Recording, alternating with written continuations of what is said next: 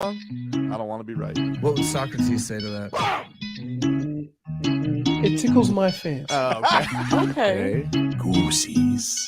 I don't have hair. Oof. You got Marcos. That's not. No, that's not. Wait. Yeah, That's true. You do got me. Get over here, Marcus. Let me look at you. I don't want it.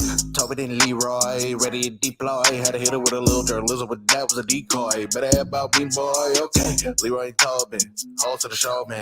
Still in the stars with the show, and till then his half moon open. Sometimes go taste like a snowman. No proof I'm alive by the motor. No proof. Like I always wanted him, I never hated him, I never traded him, and if I did, I never ever traded him. You know what is a star? Like another city, the driver's side fly. Wish I could large, so many more. 10 in the more, never a bar. Hey, 10 in the more, 2 to the P. Nothing to you, but it's something to me. Handsome as ever, and cute as could be. You can watch us on YouTube with viewing for free. Ay, this one time for the Twitch.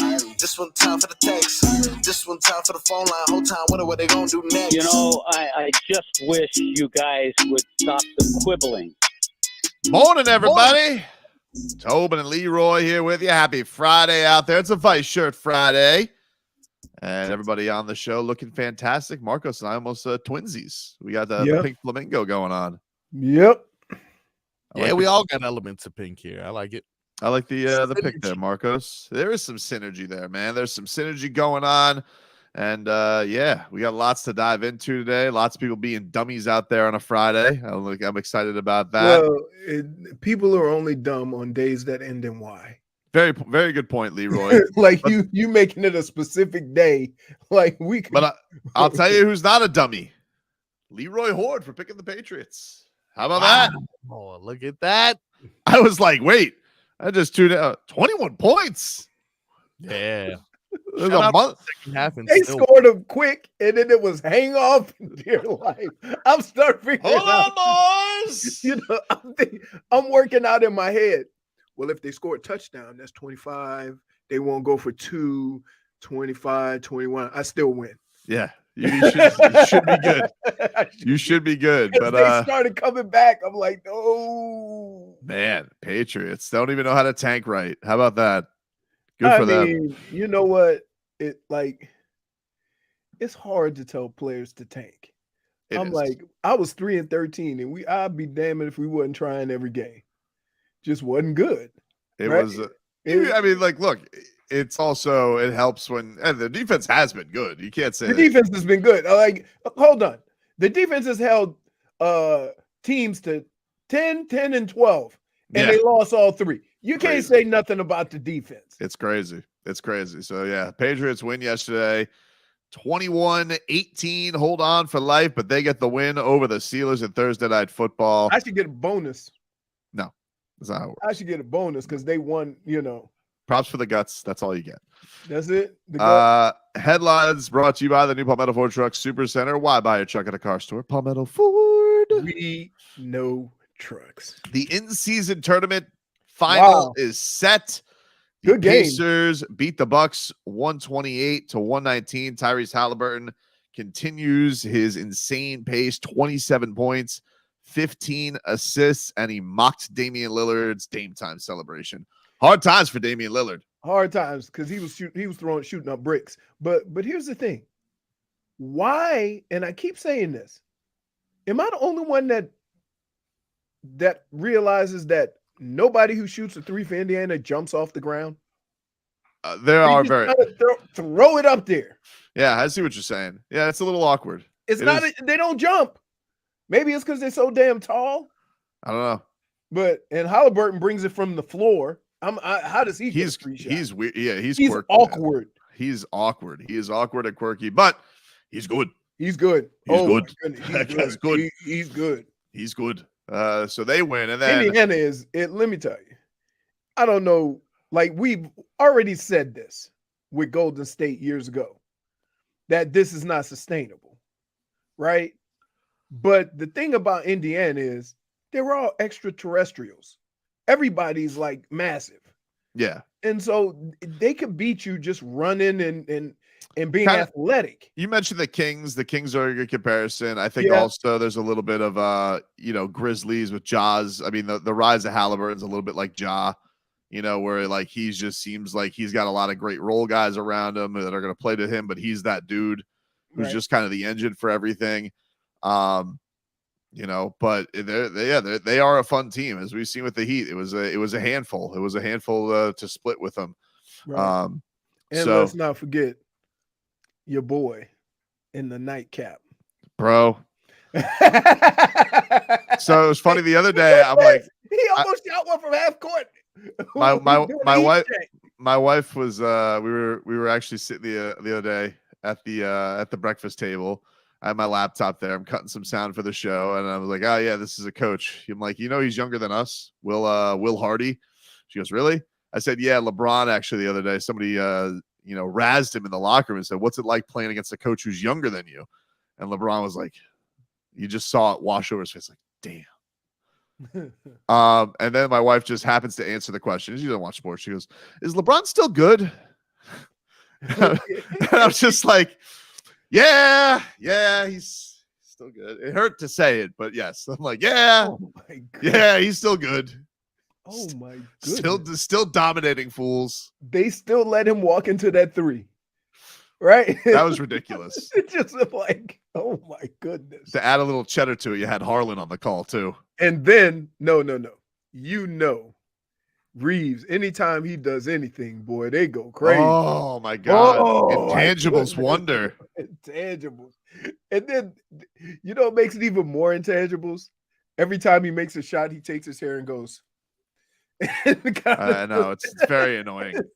It's very annoying. I don't like him. But they killed the Pelicans yesterday. Killed them. I'm just gonna say this. Dude, can I say Zion looks thick? Well, not only does he look thick, but you remember we played that clip yesterday in Marcos's mixed bag of him and Brandon Ingram talking about the partying they're doing in Vegas. If they win, it seems like they got an early start. I'm just gonna say it seems like those boys enjoyed Sin City a lot. Yeah. Extracurricular. Chuck was calling out Zion after the game. He's like, how's he the third best player on his team? He's supposed to be the best. And, it's taken this call out. He's been in the league for a little bit. It's crazy, man. Like that, the guy who was as athletic as it seemed in college, making his shoes explode, right, is playing at the pace he did. Just lethargic, dude. Right. He looks big. Like he looks like, him and Christian Wilkins could play D tackle together. That he does. Stop fidgeting, dude. Stop fidgeting. You have Chuck from last night, Marcos? Yeah, I can get that for you. Give me Chuck on Zion last night as I get some other headlines. Who's also built just like Zion. So let's be careful when he starts making comments, because that was the thing with him during his career. Well, but he actually brought that up in his call out. He goes, when I got called out, he goes, I was a rookie. Like, he's been in the league now for 4 years. Like, let's go. I got you. So we'll hear from Chuck here in a second. Hurricanes, they'll be back on the court Sunday afternoon against the Colorado Buffaloes. That's in Barclays, or afternoon tip-off. Meanwhile, the Heat, they're back on the hardwood tonight, hosting the Cleveland Cavaliers, 8 o'clock. Coverage on 560 WQM begins at 6:45 with preheat. I do want to remind everybody, it's on Basel. So plan accordingly with your drive down to the game tonight, just so you know. It's a mother bleeper. You know how this city gets with the traffic. Now add another event on top of it. So plan accordingly with Hot Basel. Are you kidding me? This is South Florida. Ain't nobody going early to nothing. Just let you know. I know you're doing your due diligence. If I can give anybody a heads up, I know Right. Bayside sucks, but go over there, go over to Ben's Pizza, get you a little something. Where do we go? We went to Five Guys. We went over there one time. Five Guys is good over there. Yep. Five Guys. Hey, go to Fat. Do they still have a Fat Tuesday at Bayside? They got a couple daiquiri bars at Bayside. Yeah, but we all know you're really there to take a picture with the bird. Of course. That's the only thing. The dude with the one leg who has been he's taken care of those parrots for 30 years. Yeah. And you better not try and take a sneak selfie. He's watching you. He is. You better nice try. You better pay up. The only thing that makes that guy cower in fear is if J-Fig's roaming around. J-Fig. That's right. Pictures only, ma'am. Pictures only. Don't touch the birds. You got Chuck here, Marcos. This was NBA on TNT last night. Charles Barkley in the post game. This is the same thing we said the other night, so it's nothing new. This guy, the thing that disturbs me is he's not a young kid. When Moses told me I was fat and lazy, I was a rookie. He's been in the league long enough. He's got two guys in his team that are better players than him, and they shouldn't be. He should be. He was the #1 pick in the draft. He should be a better player than Ingram. We like Ingram, obviously. We love CJ. He should be the best player, and he's not even close. #1, he's got to get in shape. I've told you, I've been very disappointed. He's averaging 6 rebounds a game. He's only had 2 double-doubles all season. Man, if my grandma was alive, she used to call me after every game out and get double-figure rebound and just kill me. A big guy that talented should never get less than 10 rebounds. He should be averaging 11, 12 rebounds a game easily. But he doesn't run the floor at all. When you actually watch the game, now the Pelicans deserve some blame. They got him playing point forward, which he can't play point forward because he doesn't move the ball enough. He doesn't run hard enough, and they don't go up and down fast enough. He should be a finisher, not a starter. There you go. Charles Barkley killing Zion last night. I mean, listen, I normally get on Chuck for getting at the players without really being self-aware, but he's right. He's averaging right. Yeah, averaging under 6 rebounds, which is a career low. He was averaging more than that as a rookie. Right. Yeah. He looks big. He looks thick, like too thick. So he looks like trailer tractor. He should. It's got to be something like when you have Zion, who's 24 and has that explosion we saw in college, and then you see LeBron pushing 4. LeBron's gonna be 39 in 2 weeks. Right. I mean, like, and I know it's LeBron, but like, come on, dude, you can't have a 40-year-old be looking more athletic than you on the court. Not even at least with pace and all that. But they just, I mean, the Lakers throw them. So the final Pacers Lakers tomorrow, the in-season tournament championship. There you go. It's just like, and of course, this is just like a real championship, everybody. I don't know. It's the in-season. Guess what? I will say that couple of they get more money from this than they do from their share of winning the NBA finals. Well, yeah, that's the incentive of it. They want people to care. Good but incentive. I will say that cup is it's a good looking trophy. It is. Mm-hmm. I saw yesterday. I was like, oh, that's pretty nice. It has brought some interest in a sport that I would normally not pay that much attention to. Like, I watch the Heat games, but before Christmas, for people to be this into basketball, mission accomplished. I think what they need to do, this is what I think. I think that this this week has been cool. The group play, they got to fix that a little bit. Like, you got to know when you're doing what. Yeah. They tried to do it with the days. Right. But I think it needs to be like honed in better. And then there's got to be a better tiebreaker than point differential. They got to figure that out too. Well, but that's the only way you can actually do it. They got it doesn't go, because first it goes head to head. Here's why, though, because this is why basketball is sometimes a tough sport to bet on spread, because like you'll have games that are very close and there's a bunch of free throws at the end, or there's like it just gets wacky. But I think they have a good framework here. I still don't know if I'm going to care about it. Like, if the Heat are in this, I don't know how much. I think the Pacers fan would probably be fired up. I don't know how much a Lakers fan is going to be. I mean, Lakers overreact to everything, so probably love it.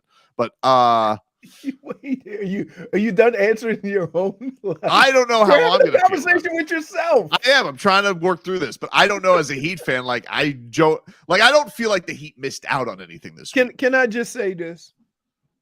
It's competition. The players have been extremely competitive. Well, that's not on. Except, yeah. And I think that the Pelicans took this as a vacation for the purposes of what the league was trying to do and create a more competitive league earlier in the season. They did that. Zion seems like he took his 100,000 and like bet it on roulette and was trying to win the 500K and not have to play the game. No, he actually looked like he went to the buffet right before the game. Well, listen, it's good on him getting it on a Thursday because the prices go up. Prices go up on a Friday. Oh my goodness. Prices go up. Hey, dude, no lie, Marcos. We went up in there. We got there like a Tuesday or Wednesday, And we went up in there and say, wow, I got to tell you, $15, not bad. yeah, it's affordable. We can do this. Because, we just finished spending $100 on burgers and snacks.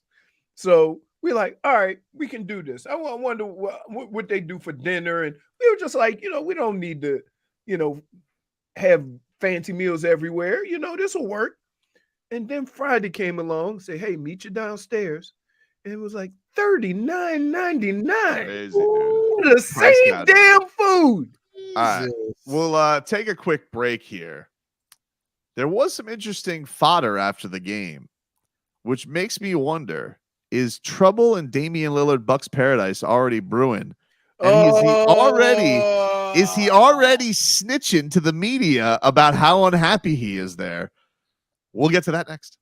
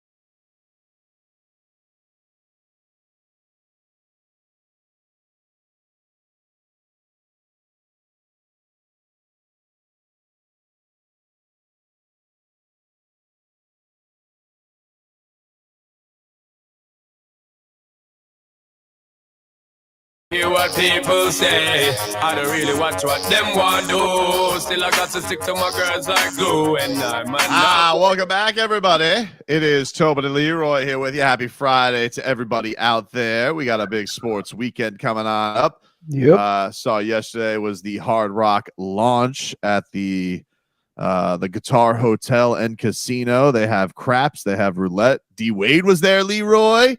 Cool. They had D Wade. They had I saw D Wade UD. I saw D Wade was taking some pictures, hobnobbing with the Estefans. They had Miami royalty there with the launching of all that. Of course, sports betting is now live.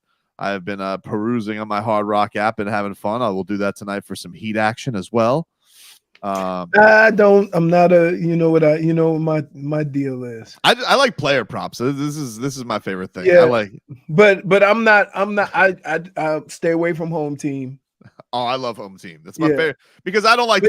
I'll never let you in. I'll never bet against my team though, so it's kind of fun. It's like extra. Right. But if they lose, I don't care because I'm mad anyway. I want to win. I just exclude local teams. I try to avoid the Browns and the Vikings. I might go Heat Panthers. I don't even do Michigan. That's crazy. Right. No. I just like unless it's like an obvious thing, like I'll take the Browns if it's close and but like some of these ridiculous like spreads and stuff like that, I'm having a hard time believing any NFL team is 14 points better, but they get stomped, so I just leave it alone. Okay, so yesterday in the in-season tournament, the Bucks get bounced. Tyrese Halliburton mocking Damian Lillard with the old Dame time. He doesn't tap the wrist, but he just looks at the wrist. Didn't do what I said with Jaime Jaquez should do, which is pocket watch for Haim time. Damn it, I forgot to ask. Reach in. Forgot to ask Jaime Jaquez about Haim time. Damn it. Next time. Anyway, a report comes out afterwards, Leroy. A report of some feathers being ruffled in the old Bucks locker room. So here's a report, and it says, after the Bucks were eliminated from the NBA in-season tournament by the Pacers, forward Bobby Portis passionately challenged head coach Adrian Griffin and teammates to be better. The Pacers advanced with a 128-119 victory. Can he be that guy? He's won a ring. He's kind of like their emotional guy. He's got some cachet with the Bucks, I would say. But, you tell me. Listen, you be the judge of that. So he said Portis, who scored 4 points on just 5 shots in a season-low 18 minutes, quickly. Guy's name played better. Well, he played only 18 minutes, so maybe that's another reason he was pissed. Quickly interjected and stressed how essential it is for Adrian Griffin to structure the offense down the stretch of game, sources said. As one of the leaders of the team, Portis continued on voicing his concern. Griffin welcomed the criticism and acknowledged that he could do a better job of being more aggressive with his play calling, sources say. The 9-year veteran explained that it's a two-way street and the direction is needed, and it's up to the players to execute. So this is interesting, but I think the thing that interests me the most about this is not only is there unrest with the Bucks right now, with emotions being high, because the Bucks aren't off to a bad start. Now they're fine. But who was the author of this article? Chris Haynes, who, of course, is Dame Lillard's guy. That's Damian Lillard's guy. Now, one would have to answer, Leroy. One would have to think, why is Chris Haynes reporting this all of a sudden? Is this possible that we have our first domino falling in Damian Lillard? Chris, I got something for you. What's wrong, babe? Bobby Portis lost his damn mind in the locker room. Oh, all right, that's good. Why are you telling me this, team? Well, between me and you and the light post, I gotta get the hell out of here. Between me and you, it's almost January in Milwaukee, and I got to get the hell out of here, please. Yeah, come January, it's gonna be cold as hell. We got to get ourselves prepped for that trade deadline. Doesn't it get cold in Portland though? I don't know. I think so, but I don't think I don't know. Does anything get as cold as Milwaukee, Chicago, Michigan, that whole area? That feels like Minnesota. hell. Minnesota, that Woo! feels like Minnesota. that feels like the Right. tundra. Currently Oh, my- 41 degrees in Portland. what is it Eh. in Milwaukee? 48. So there. Oh, how about that? Yeah, but Yeah. it's only December. You know, wait till we get to Snow season. Like yeah, when we get to January, snow February, season, dude. Yep. January, February, where the snow just stays I on just the found ground. I just found it interesting. I was like, huh, Chris Haynes. Of course you would. Chris I Haynes. thought we were done with Dame. I This am. shouldn't Listen, even be. Look, I'm not. Hold on. I'm not saying I want Damian Lillard. I just found it interesting. They are one of our rivals, and I find it interesting that Damian Lillard appears to be. I'm not accusing him of anything, but if somebody was going to leak Bucks locker room fodder to Chris Haynes, who else would it be other than Damian Lillard? I would also like to say, for somebody who says never wanted him and don't care, you certainly having a very long conversation about said player. I'm just saying it's interesting. That's all I'm saying. It's just like wait. So right now, if the Heat came out and said, we have a trade in the works with the Milwaukee Bucks for Dame Lillard, you would be you phony. No, I'm not going to be like that. Phony. I'm not going to be like that because you already had me at that. I will admit that I was already at that point. You can't hurt me twice. But is it crazy to think? I'm not even saying from a Heat perspective, Leroy, but just hear me out on this. Is it crazy to think that Damian Lillard is still unhappy being in a place he didn't want to be? He didn't want to be in Milwaukee. He wanted to live in Miami. They're very different places. You can Greek freak it all you want. By the way, Giannis ain't finishing his career there. Just want to let everybody know he's not finishing his career in Milwaukee. I hope you know that. As soon as LeBron retires, he'll be a Laker. Just so we're clear. Everybody can just get this through your head. He's not finishing his career with the Bucks. So is it crazy to think all of a sudden Damian Lillard is starting to realize, I don't like it here. Bobby Portis, kind of a jerk. Don't really like the offense here. Giannis, kind of a ball hog. And I'd like to get the hell out of here and go play with my guy Bam. I'm just saying it's interesting, Leroy. Chris Haynes, guy that really went out on a limb and said, I don't want him, never wanted him. Look at this, blah, blah, blah. You certainly seem to be warming up to the whole Dame issue again, and it hasn't even been a couple of months. I find it interesting. I'm not a fraud. I find it interesting. No, I find it interesting. That's what's wrong with that? I can't find it interesting that Damian Lillard's guy, Chris Haynes, is the first guy to report about Bucks dysfunction. Huh. Is That's that interesting. dysfunction? It's not function. Maybe you're making it more than what it is to kind of justify your getting back into the Dame race. It's the author that makes it interesting for me. It's not the report. It's the fact that this comes out, but it's also by Chris Haynes. That's what makes it interesting to me. So are you accusing Dame Dollar of being a little snitch? That's right, I am. Yes, I am. I wasn't clear on that. Wait. And that's the guy you would sign up in a heartbeat? Snitch time! Woo! Snitch time! Oh, gosh. I mean, they had one bad game. Hey, I'm with you. Aren't they leading the East? That's why I find it interesting. Aren't they leading the East? I think the Celtics are still leading the East, aren't they? But they're close. They have a good record. I'm not saying what are we doing? Hey, again, you're adding things onto the fire that makes me feel like, yeah, what are we doing? But then again, why is this coming out if things are so great? If things are going peachy keen in Bucks land, why would something on this leak? And certainly, why would it leak to Chris Haynes? Oh, that's right, because Damian Lillard never wanted to be there. No, because first of all, because Mr. 4 points and 5 in what? How many minutes? 13 minutes. 4 points and 5 shots. Bobby Portis, yeah. Yeah. He's the one talking trash. That, like, I get it. But he's a lot different than UD. Right? Like, oh. You don't think Damian Lillard's thinking to himself, Brooke Lopez is nearly getting as many shots as I am? He does. Hey, Brooke Lopez is not afraid. You don't think he's just saying to himself, that's interesting. This is the way we're going? I don't know. Just found it interesting. That's all. Maybe he's walking to the locker room like, oh, another Antetokounmpo. Great. Listen, I knew when I brought this up, you would accuse me of stirring things up, and that I'm What? looking way Accuse? and then I'm looking way too deep into things. But just found it interesting.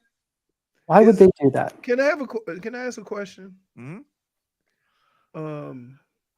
Is there an expiration date for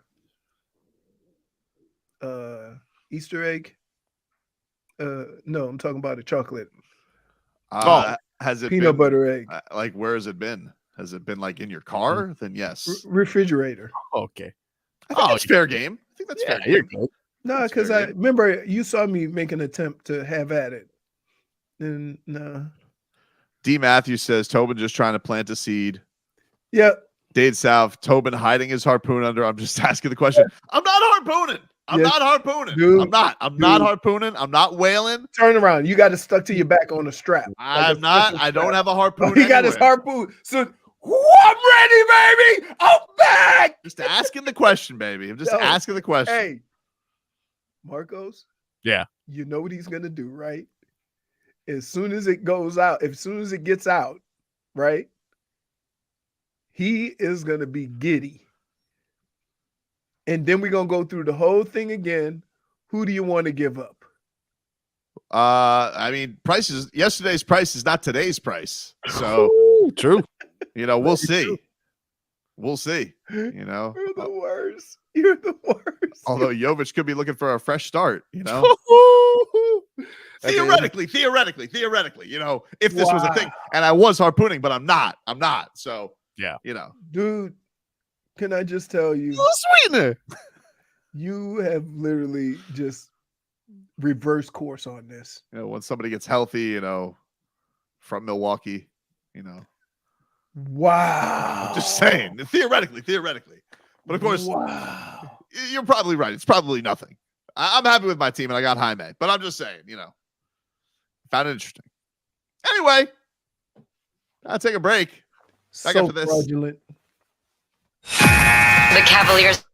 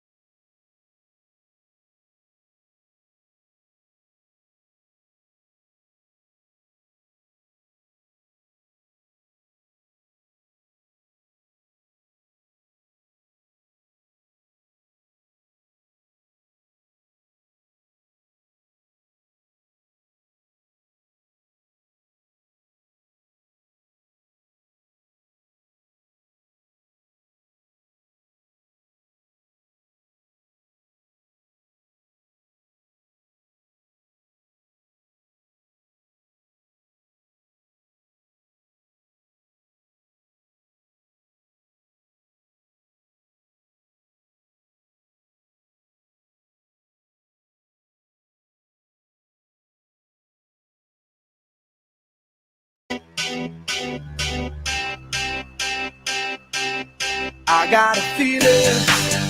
All right, welcome back. Tobin and Leroy here with you. And the holiday season is here. We have your chance to celebrate at the Arch Center with a pair of tickets to see Miami City Ballet's production of the holiday classic, The Nutcracker. Keep listening for details on how you can win. If you can't wait, you can purchase your tickets at MiamiCityBallet.org. Miami Dolphins, of course. They'll be back on the practice field today. Monday Night Football for them this week against the Tennessee Titans. So everything's kind of pushed back a week. Fang speaking to the media as we speak. And we'll get to some Dolphins stuff, some very interesting things yesterday from the press conferences of Tua Tagovailoa. Did you see Trevor Lawrence? What about him? Bouncing around like he just rolled his ankle a little bit. During the game, he acted like he was out for the year. I didn't see that. No, I didn't see that. Are you accusing Trevor Lawrence? I'm accused. Here's what happens. And this is no fault of anybody. When you've never really been hurt, the first time you hurt something, it feels like the end of the world, right? As you get more and more injuries, then you realize, okay, let's walk it off. Let's see what's going on. Okay, it's good, it's bad, it's getting better, whatever. I don't think he's ever really been hurt. Interesting. So he rolls his ankle. It feels like crap. And then, he realizes over time that, it's not that bad. Interesting question from Schmiethan, who says, when will Tobin apologize to Bailey Zappi?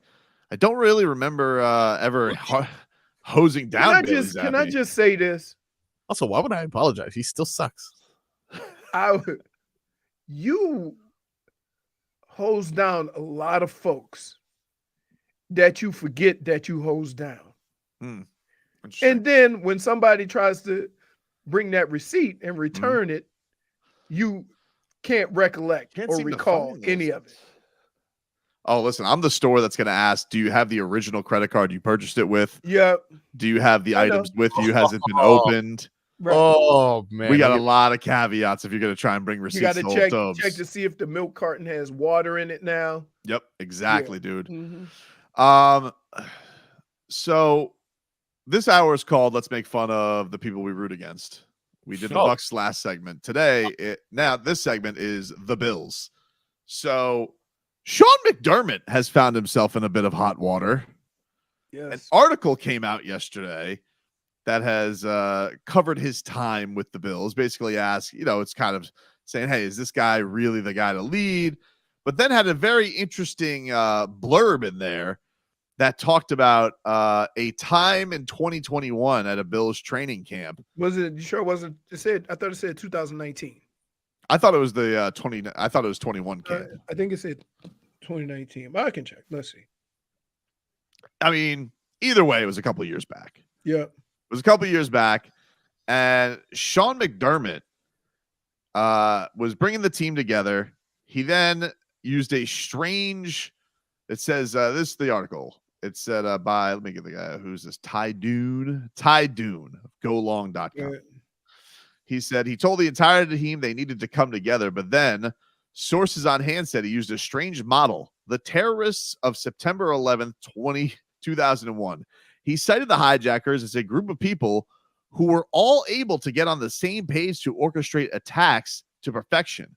One by one, McDermott started asking specific players in the room's question, quote, what tactics do you think they used to come together? A young player tried to methodically answer, what do you think was their biggest obstacle? A veteran answered, TSA, which mercifully lightened the mood. So, Sean McDermott yesterday, of course, had to address this. This went viral yesterday. Everybody's like, what the hell's going on here? And he tried to explain his reasoning for doing this. So let us give the Bills head coach his chance to explain this. I want to reference the team meeting that has been brought up. My intent in the meeting that day was to discuss the importance of communication and being on the same page with the team. I regretted mentioning 9/11 in my message that day, and I immediately apologized to the team. Not only was 9/11 a horrific event in our country's history, but a day that I lost a good family friend. And so with that, I'll turn it over to answer any questions you might have.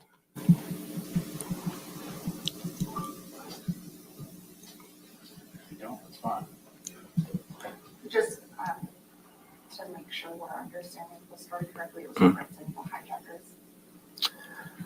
It was mentioning 9/11 in the context of the team meeting. That was the goal of the team meeting, was about the importance of communication and being on the same page as a team. Okay. All right. What the hell? All right.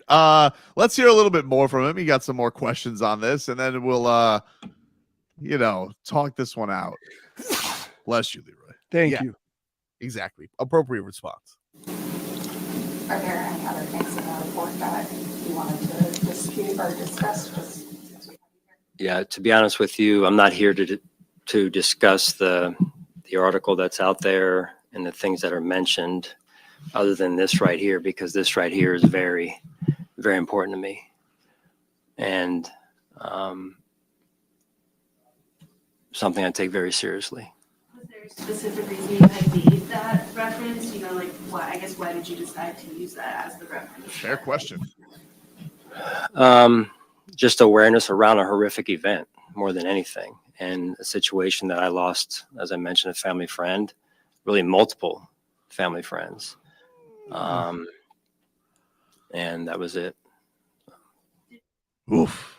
What the hell are you talking about, Sean? Jeez. Literally, if he changes one word of that entire thing, it's totally fine. Instead of 9/11, just talk about the teamwork in Ocean's 11. You're totally fine, dude. This guy, I mean, oh my God. I don't know. He stepped in it. He stepped in it. And I think the thing that was the worst was, actually, I'm going to tell you, it was more than one friend. Multiple friends. Yeah, like, are you playing victim now? But like, I'm going to tell you right now, I take 9/11 seriously. Lost a close family friend. Actually, now that I think about it, I lost multiple family friends. I'd be like, dude, I don't know. I don't know. Bro. I got to be honest with you, Sean. I don't know. This has been what a year for the Bills, huh? What a year for the Bills. What a year for the Bills. Thank God Ken Dorsey got out of there. Well, here's the problem, right? You ever notice, and this is what I hate about sports, stories like this only circle when your ass is losing. That's true. Right? Mm-hmm. From 4 years ago, right? That's where we are now with all the stuff going on right now. And I get it. It was bad judgment. Yeah. Probably not the greatest thing to say. Nope. Right? But that's where we are, that we're going to bring. You can bring up some stuff I said years ago. I promise you I wouldn't be on this damn radio show. Because I put some whoppers out there. You know what I'm saying? I've said some stuff. But are we going to be held to that for the rest of our lives? We all say stupid stuff. It was dumb. It was stupid. It was 4 years ago. Mm-hmm. And so now we're going to talk about it like it happened yesterday. Like, come on, man. All of us got some stuff in our past. Hey, look, I get what you're trying to say. People got stuff in their past and they got to answer for them when they come up, and you're like, hey, can we move past it? My thing with it is, Leroy, all right, you are this leader of men. This is a year that has been bad and has been under expectations. You threw your offensive coordinator under the bus, and this guy's tactics for leadership are, you know how I think we should teach teamwork? Terrorism. It's not. Hold on. But dude, it's not the offense. You're making it sound like you said it yesterday. I know, That's but just point. no. My point being is, it's not the fact that what he's saying is offensive. Yeah, it's offensive. It's just horrible judgment. Yes. Like, I'm not what? I'm not disputing any of that. But what I'm saying is this. It was 4 years ago, and we're treating it like he said it yesterday. That's the only thing I have a problem with. Because we're all responsible for saying some dumb stuff. I'm not excluded from that. So I would think, okay, what about, wasn't it the Bills somebody got caught on mic talking about Stephon Diggs? Oh, that was a what's it called? That was one of their team writers, yeah. Right. Right. Okay, we all say dumb stuff. We do. But like at some point, we can't treat what he said 4 years ago like it happened yesterday. Right? And my thing is, this wouldn't even be a conversation if they were 9-3. But they're not, though, Leroy. Like, he is in the results-oriented business. It's literally what a head coach is based on, is their record follows them around. You know, like, it is what they're defined by. This team has huge expectations. The whole point of this article was questioning the guy. Like, yeah, when you're 6-6, you're going to get questioned. And if a writer puts out there, and by the way, he's not always had the greatest of judgment anyway. Listen to this story. He just happened to have better results at that time. But it's like, all the things you could have done to teach teamwork. How many references could you gone to? We are in agreement. I'm not saying that what he said wasn't stupid, okay, and in poor taste and poor judgment. I'm not saying any of that.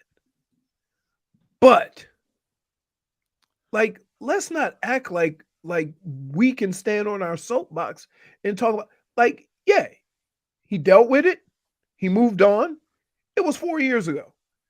And we're having this conversation like it happened yesterday.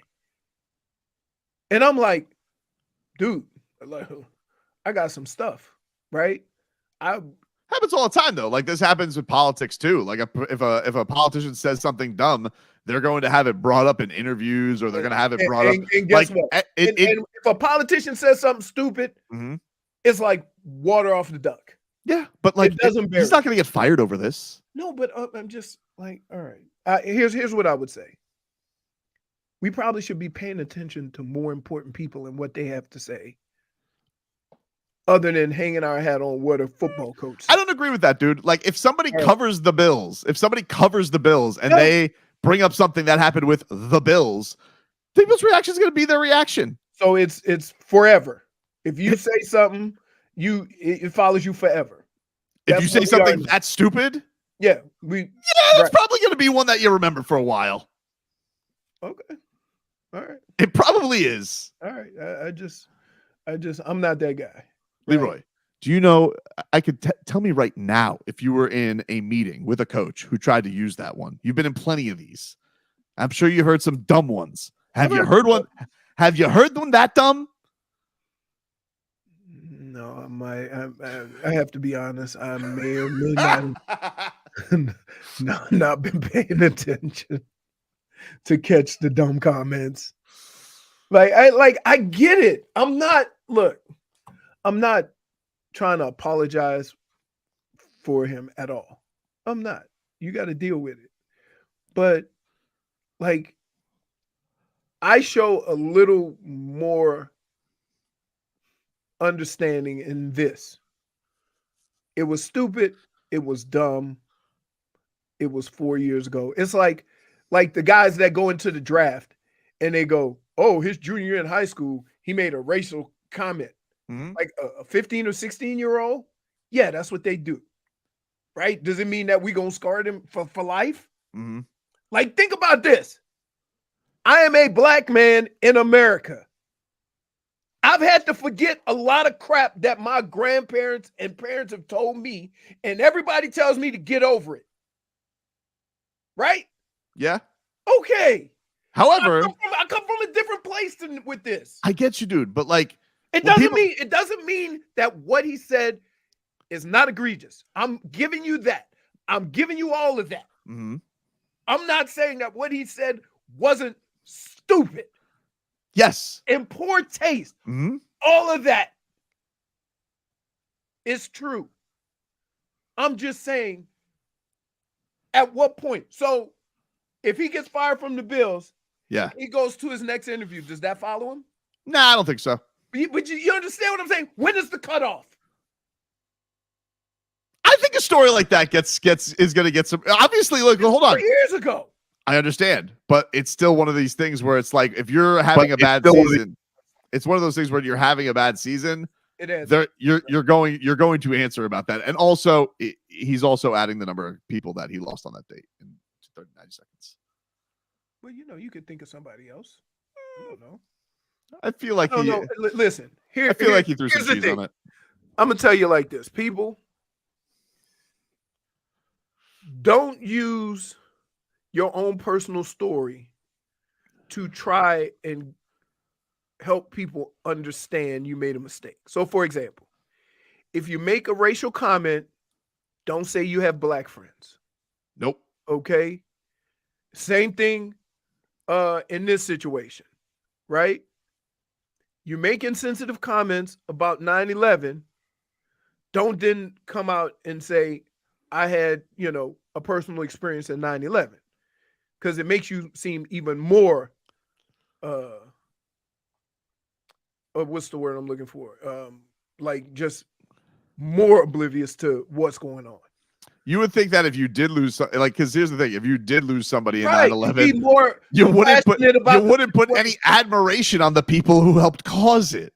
Right, exactly. But that's what I'm saying. Like everybody's go-to move is to try to say, "Oh no, I got a personal stake in this. I had some involved. No, I got black friends.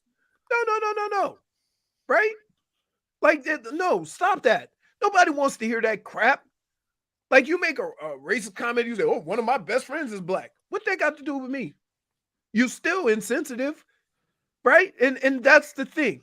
When people go there, right? When some of my best friends are this or whatever, or you say, "Oh, I had people that I lost in this situation." No, you're not helping your cause. We'll take a quick break. Blew up that clock. Sorry, Marcos. If you get a text from Galen, tell him we were talking some serious stuff. Yeah, he'll forgive us. I've had friends who are late. Okay. Text WQAM on the Kendall Toyota text.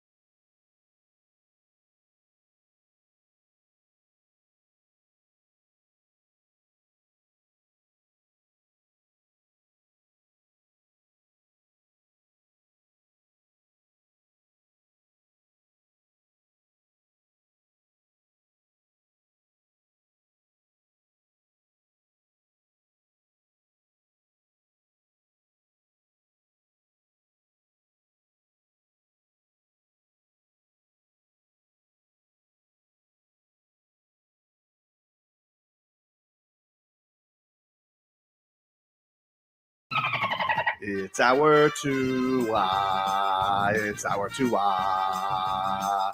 It's our Tua. Tua, Tua, Tua. Tonga Valoa.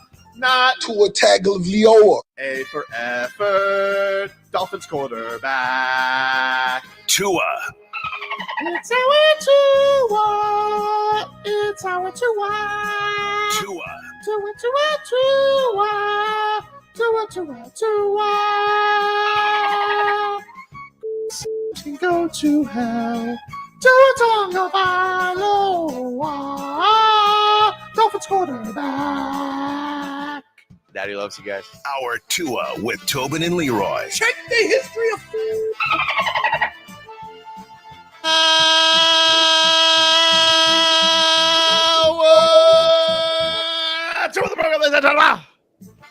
Tobin and Leroy here with you, 560 WQAM. Hey, so I'm efforting something because I need to give an on-air apology. Oh, okay. Yes, I've been waiting for. So remember my 3rd and 37? Sure do. It's one of our favorite clips. Yep. Yep. Can we remind people of this just so people know what we're referring to? This is Charles Davis, of course, who was on the NFL broadcaster, who has been doing it a long time, maybe too long, apparently, to our math. Charles Davis, one time, Leroy broke an NFL record with converting a 3rd and 37. Never been done before. And this was the call. And I'm going to be nice about it. That's a great run by Leroy Horde like he's had before. But if that's Robert Smith, it's 6 points for the Minnesota Vikings, most likely. So we've been crushing him. Let me tell this story. So I told the story on my Cleveland hit, and they pulled up the play. Now, the producer for the Cleveland show, right? He knows Charles Davis. Okay. So he sent Charles Davis the clip. Charles Davis responded, "That's funny as hell, but it's not me." What? Wait. What? Wait. What? Wait. It was Ron Pitts. Ron Pitts. Who the hell is Ron Pitts? Even looks like Charles Davis, by the way. Who the hell is Ron Pitts? Pull up Ron Pitts and then pull up Charles Davis. Huh. Well, I'm a little scared. The hell is a Ron So Pitts? I sent a message.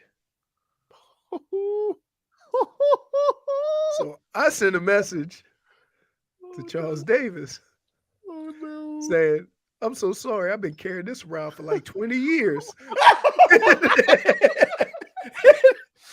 So I'm gonna try to get him on, and we're gonna have this discussion on air.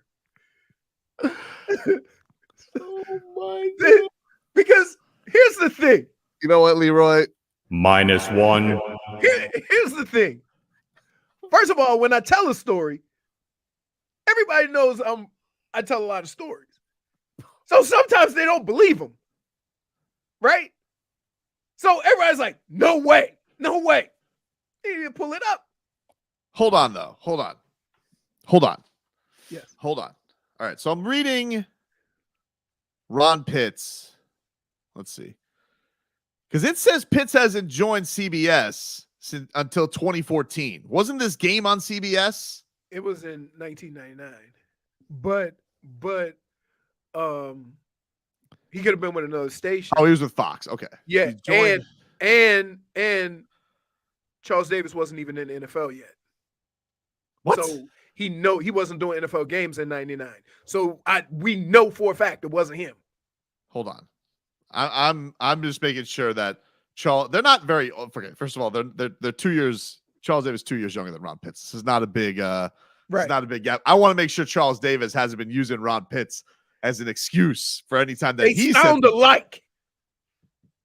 Also gotta look alike. Right. That's what I said. Wow.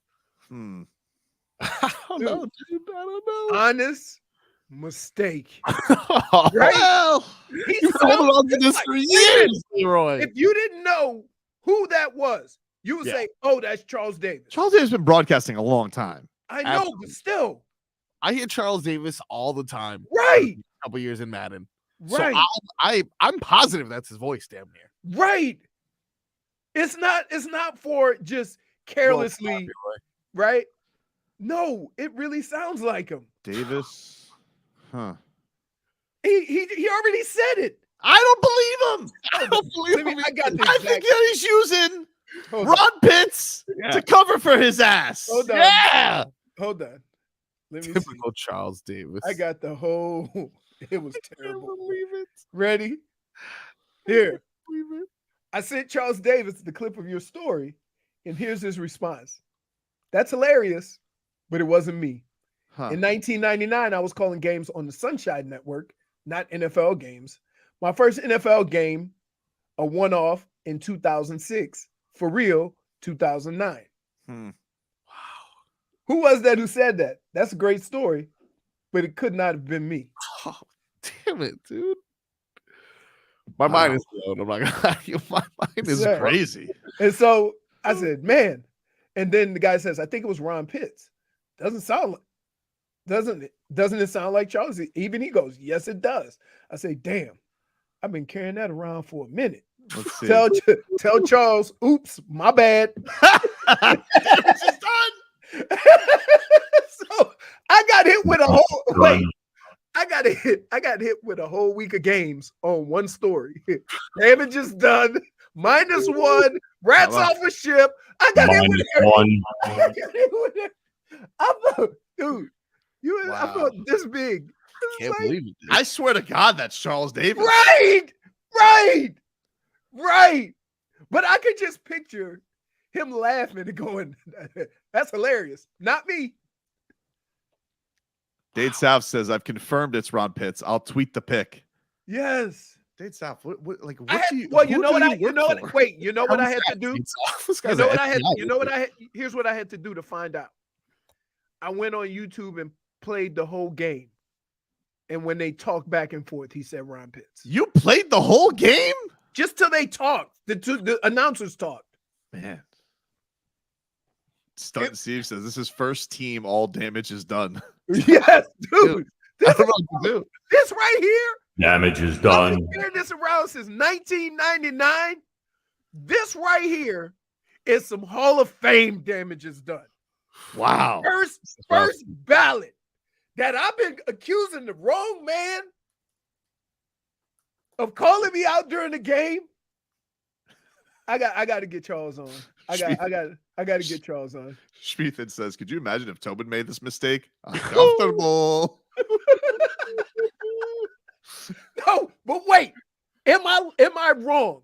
They sound exactly alike. Look, I find myself, I have a pride in knowing broadcast voice. Like I used to, like, one of my things back here, one of my first gigs at the station was I had to cut road calls of people. I'm like, oh, I know who that is. I know them by name, and I remember them. And I swear to God, that's Charles Davis. I know. But you're right. It is on Fox, and Charles is right. Charles is a CBS. Is not. It says Charles Davis joined Fox in 2006. Right, but come on, man. Really? It sounds just like him. Crazy, dude. All right. Man, I got Now got. I'm cross-referencing Charles Davis interviews with Joe Rose in this sound clip. I'm just like, it's not connecting in my brain. I also have a mention Davis because of this. Right. I mean, they look similar. They sound alike. Yeah. They sound like twins. Right? So because I'm like you. I can listen to a game and know who's announcing the game. Right? Steve's right. He says I could pick out the voice twins on a Marlins game. Nobody has sounded this alike since Hollinsworth and Severino. Like this is if this is true. Oh. Crazy. All right, we'll take a quick break. We'll get some headlines brought to you by the new Palmetto Ford Truck Supercenter. Why buy a truck at a car store? Palmetto Ford. We know trucks. Our headline coming up: Tua Tagovailoa throwing some shade at Brian Flores yesterday. after Austin Jackson gets his new deal. Get to that coming up next. The Cavaliers are in town tonight to take on the Heat.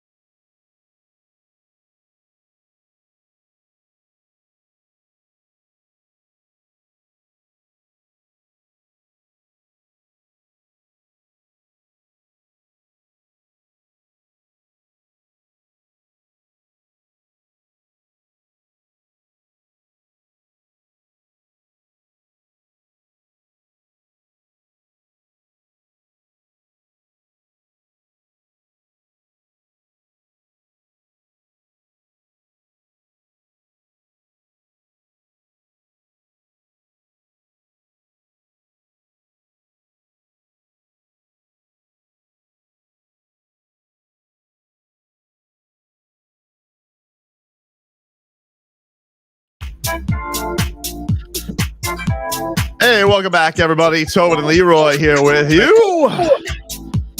Take you up until 2 o'clock here on the program.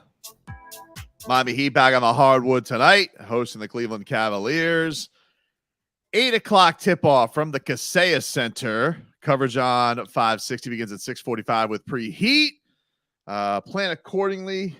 It is an Art Basel night, so you know you want to be careful with your driving on down there. We'll tickle Leroy's fancy in just a bit, but let's get to a little Dolphins here as Tua Tagovailoa yesterday addressed the media.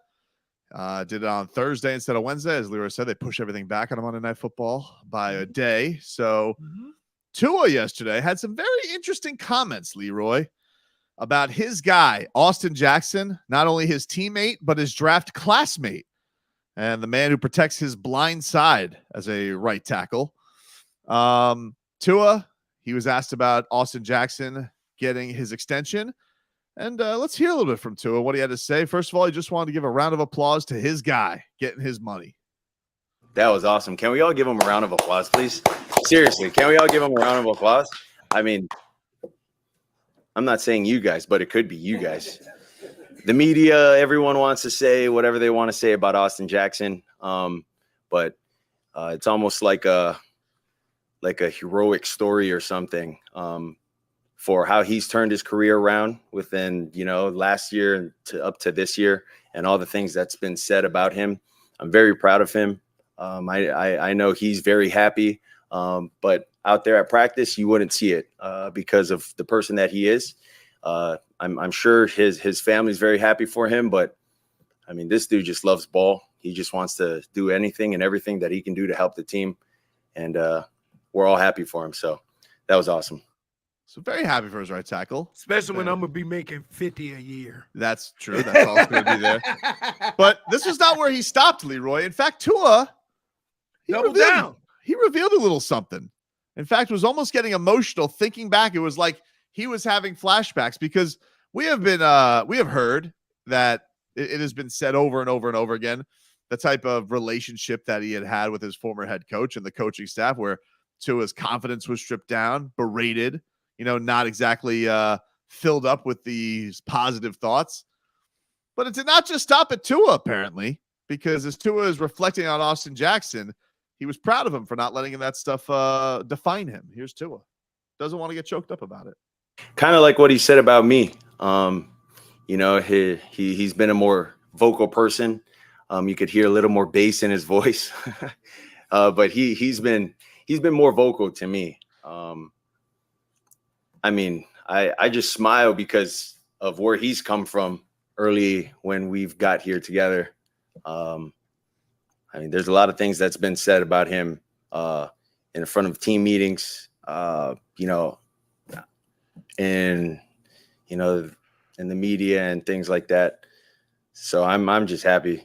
I don't want to get choked up about it because that like what he's done is tremendous. I'm very proud of him. Very happy. Wow.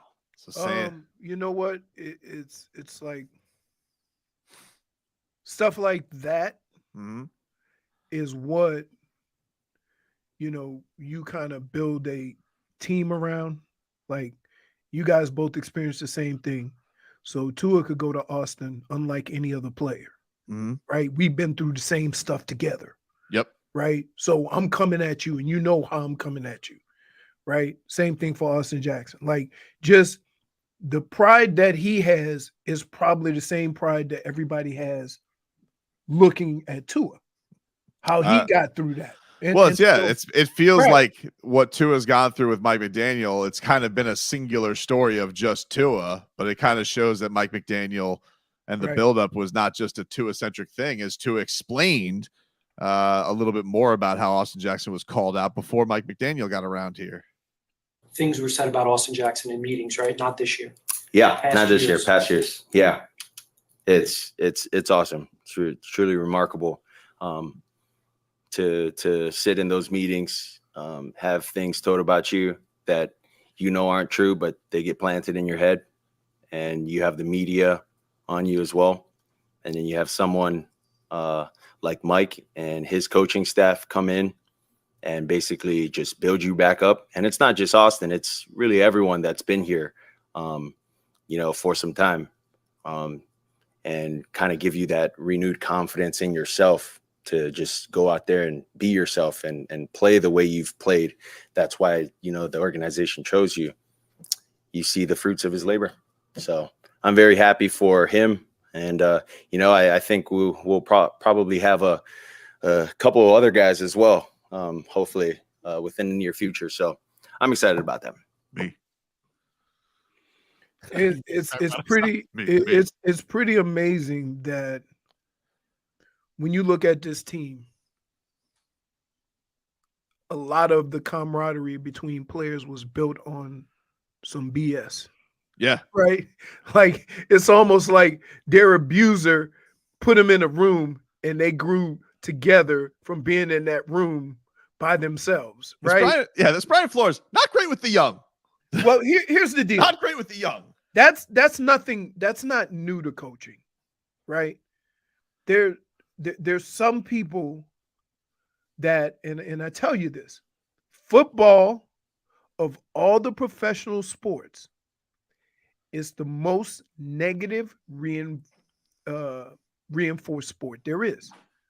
Like, just listen, like you'll hear the stories about the Cincinnati quarterback, right? How great he was right out of the gate. He was amazing. Oh, well, he just did it for 1 week, and next week's a new week, and we wanted to see him continue that. They'll never just acknowledge that was a great week, because they always feel that fat cat syndrome comes with any compliment. Right. And we know, but the thing that it's cool because, yes, Austin Jackson, I'm sure part of the relationship with that is also appreciative to him, to his quarterback, and why I think a lot of these players love Tua, because Tua took all this stuff nationally. It's something for Austin to get criticized locally and some of the local. No one's talking about him on First Take. No one's laughing at him nationally. And Tua took all of that and then also had to answer for all the sucking and all the trade rumors publicly. Right. While Flores was just like, oh, Tua's our quarterback, Tua's our quarterback, Tua's our quarterback. And Chris Greer said nothing and Steven Ross said nothing. And that dude just had to go up there, a kid, like 22 years old at the time. With a bum hip. And then, I saw this clip yesterday. Omar Kelly put this on. This was an old interview with Flores. This Flores is on this interview where he's like, ask Tua about a relationship. We cool, baby. And I'm like, I don't think so, dude. But this is an interesting topic because it wasn't strained. We had a good relationship. It was a player-coach relationship. And I think in a relationship like that, the coach challenges the player. And oftentimes the player challenges the coach. And I think there was a great deal of respect between the two of us. So you hear these crazy this narrative that's out there. But this is a young man who works, who developed and got better over 2 years. And, I think he's got a bright future. And I wish him all the best. So the world can think what it wants to think. I think ask Tua, I'm here to say what I got to say, and you can ask him. Oh, liar, dude. Liar. Come on. -1. Tua was doing everything but sitting in the corner sucking his thumb the way you treated him. Liar, dude. Oh, ask Tua. You don't pull a me. Pull the tape. I just think, like, when you see him now, you see Tua now. At some point, Brian Flores has to admit, I maybe went about this the wrong way. Dave South says more like Lion Flores. Yeah. All right. I got to get to another rat weasel around this too, but we got to take a break because it's time to tickle Leroy's fancy. I saw this on the broadcast last night with this this show pony with his beard. Another liar. Anyway, we'll take a quick break. Tickle Leroy's fancy next. WQAM broadcasting live from the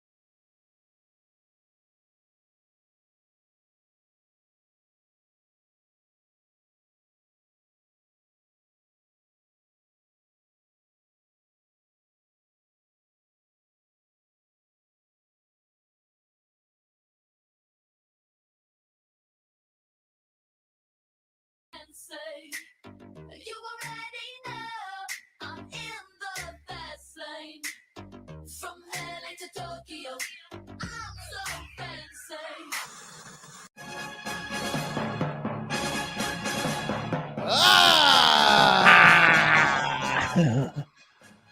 Leroy. Time to tickle Leroy's fancy. Well Did you get a done. haircut, dude? Who? Me? Yeah. Which one? You. Yeah. Tobin? Mhm. You got a haircut. I did. Yeah. All right. Looking handsome. I can always tell when he gets a haircut because this part looks bigger because there's less hair up top. Okay. Thanks. I appreciate that. No, I'm just saying. I always know. I can always tell because you look like more of a chipmunk storing food in his cheeks. I probably should leave that alone after the whole Ron Pitts situation. Oh, man. Leroy, let's get to it, man. It is week 14 of the NFL season. Yep. Let us start off in the 1 o'clock slate. The Tampa Bay Buccaneers visit the Atlanta Falcons. No. Divisional game? No. Big time matchup. Is he not It is tickled? not. The winner of that division could have a losing record. No. All right. The Detroit Lions visit the Chicago Bears. Detroit 3-point road favorite. No. The Bears Fancy not tickled. What about the Colts visiting the Bengals? Yes, I want to see if this Browning kid still got it. Or was it Fancy is tickled. who was the kid for Green Bay that got a big contract to go to Seattle? Oh, Matt Flynn. Matt Flynn. Or is this a Matt Flynn situation? Because this is the way it's shaping up. What about at 1 o'clock, Leroy? The Jacksonville Jaguars visiting the Cleveland Browns. Yes, very curious to see how a guy who had to be life flighted out of the stadium is running around 3 days later. My fancy is tickled. I think Leroy's accusing Trevor Lawrence of running up the score on his injury severity. Oh my dude, did you see how they took him off the field? Not only did he take him off the field, dragging him off, but then there was a conspiracy for why they didn't cart him off. Right. They're like, why would you not cart off Trevor Lawrence? It's like, well, because he had a little boo-boo. Well, because he said he didn't want to be carted off. That's why. That's the reality. Well, apparently, did you see there was a Jaguars executive who apparently stole $22 million from the franchise? Yeah.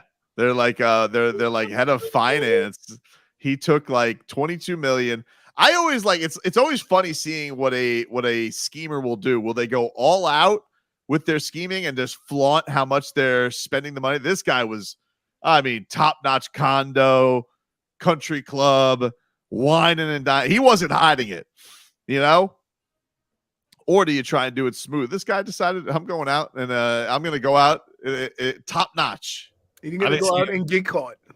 And he I got was saying caught. that's why they didn't have carts because Well, the little short change, $22 million. You know what I'm saying, dude? Jesus, it's an expensive cart. Yep, for sure. And somebody in that organization said, we don't pay him that much. 1 o'clock, Leroy. The Carolina Panthers visit the Saints. No. New Orleans, 5-point favorite. Fancy not tickled. Okay. How about at 1 o'clock, Leroy? The Houston Texans, CJ Stroud, visiting the fighting Zach Wilsons, the New York Jets. Yes, I'm a big fan of CJ Stroud. I want to see My where fancy this is is going. cool. He is really impressive. He's really been impressive this year. Also at 1 o'clock, last one on this slate, the LA Rams visit the Baltimore Ravens. Baltimore's a touchdown and a half favorite in this one. No. I should have more interest because, Baltimore, but no. Fancy not tickled. The Minnesota Vikings visit the Las Vegas Raiders. Minnesota's a 3-point road favorite. Tickle your fancy? No. Understood. Fancy not tickled. Not a whole bunch of Not a lot of great games. Not a lot of great games. The Seahawks visit the San Francisco 49ers. San Francisco is a double-digit favorite, 11-point favorite at home. Tickle your fancy? Yeah, it does. I would have been inclined to take Seattle in this game. Really? They always play them close. They didn't, though. 2 weeks ago, they got the doors blown off them on Thanksgiving. Hey, I love the way my friend. He didn't even let me get the whole sentence out. And his reply was, "But they didn't know." Well, I'm just 2 weeks ago they got the doors blown. I know, but I know that one because that's the reason I lost to Marcos because I had your exact same logic. I'm like, Seattle's got to play him close, and that one was in Seattle. I was like, like, could you shoot me down any faster? I mean, he's like, no, except for 2 weeks ago, they got the doors blown up. all right, 425. The Denver Broncos visit the Los Angeles Chargers. LA still a favorite, 2.5 points. I'm just counting the days. Count them days, Staley. You know what's gonna happen. You know what's gonna happen. You know, I ain't calling for nobody's job, but we all know that you can't have Justin Herbert and be 3 games under 500 with 2 of the best rushers in the league, right? Agreed. Well, you can't. I saw their big solution this week is that less carries for Austin Eckler. I was like, oh, wow. Really? So more throws for Justin Herbert? I guess. 425, Leroy, the Buffalo Bills, a mid-ass team, 500, taking on the Kansas City Chiefs. Tickle your fancy? Yes, because I My do think fancy is tickled. this has nothing to do with Buffalo. I just think the struggles with Kansas City scoring points is going to catch up to them. And also, obviously, a heavy stakes game for the Dolphins with standings in the AFC and, of course, an AFC. You want Buffalo rival. to win, but you picked Kansas City, didn't you? I did pick Kansas City. You want Buffalo to win, though. Are you doing reverse jinx? Are you just going to take the L for the cause? I won't mind taking the L for the cause, but no, I genuinely think the Chiefs are going to win. I just think they're a better team than the Bills. I don't think the Bills are that good. I think their record speaks. Even though Kansas City can't score, it's okay. Their defense is awesome. Okay. Probably Chris Jones, the only guy who can genuinely like maybe hurt Josh Allen outside of Christian Wilkins, of course, who always annoys him. he's annoying. He ain't hurting him. Sunday Night Football, Leroy. An NFC East matchup rivalry game. The Philadelphia Eagles 10-2 visit the Dallas Cowboys 9-3. Dallas is a 3.5-point favorite. Yes, and yes. My fancy is tickled. It's weird because Philly's struggling, and what are they? 10-2. 10-2, and they're considered struggling. And Dallas has been playing really well, but this is one of those games that you mark for Dak, right? This is a Dak game. This is how we gonna all look at this, and we're gonna look at this as how did Dak do in the big game, right? For sure. I mean, look, and Jalen Hurts might be banged up a little bit too. So they got thumped last game. They've been winning every game basically by 1 score. So yeah, this is obviously a huge showdown and should be a fun one to see how the NFC is going to come down. Monday Night Football, Leroy. We got 2 doubleheader. Green Bay Packers visit the New York Football Giants. Green Bay is a 6.5-point road favorite in prime time. Take your fancy? No, because you know why. Fancy not tickled. At that same time, the Tennessee Titans visit the Miami Dolphins. Yes. Miami is a 13-point favorite at home, Leroy. It calls for clear and 75 that night. Does this game tickle your fancy? Yes. I hate that big point spread, but yes. My fancy is tickled. Talking about a touchdown and 2 field goals? Whew. Goodness. Man. Goodness. So good. All right. That is Tickle My Fancy. Get you caught up with your headlines and some more shenanigans to get to in next hour. Back after this. Spend your afternoons with Hawk and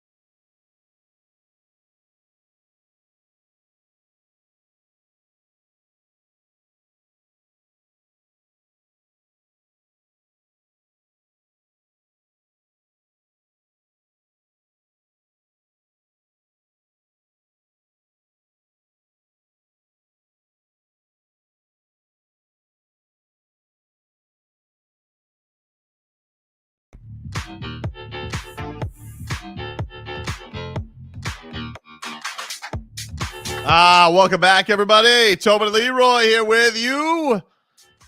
560 WQAM. Let's get to some cat talk here, brought to us by friends over at Celsius.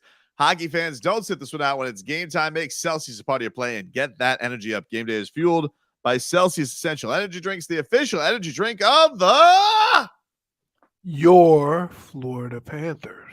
Tonight, the Cats are taking on the Pittsburgh Penguins. 7 o'clock puck drop from Amerant Bank Arena. You, of course, can hear that game on 790 The Cat, AM 790, WAXY. I like that. 790 The Cat? They should call it The Cat. No, so you guys could check it out over there. Marcos, what do we think tonight, dude? All right, I'm firing up the old Hard Rock app. We'll get to our Hard Rock pick of the weekend coming up later this hour. Yeah. The perusing the props for tonight. We ride Evan Rodriguez staying hot with a little goal ski plus 275. Evan has been hot. I like that. What's Bob's saves looking like? Didn't you tell me that Bob would have hit that easily last He did hit it easy. He is over 26.5 saves, is minus 105. So about even money, you know. Okay, I gotcha. About even money. With, I like that Evan Rodriguez play you were talking about, though. Yeah, I don't want to put the mush on him, but I like the way that he's going. 4 points is a lot. He had 4 points last game. Maybe I'm getting a little too greedy. Yeah, maybe since he was hot, we go back to Rhino. Rhino's had a good season. Rhino's had a good season. Yeah, but his pay ain't gonna be that. His pay right now is plus 160. Right, that's not even worth it. I get that. And Montour getting on the board. Montour's a good scoring defenseman. He's plus 425. I haven't heard his name in a minute.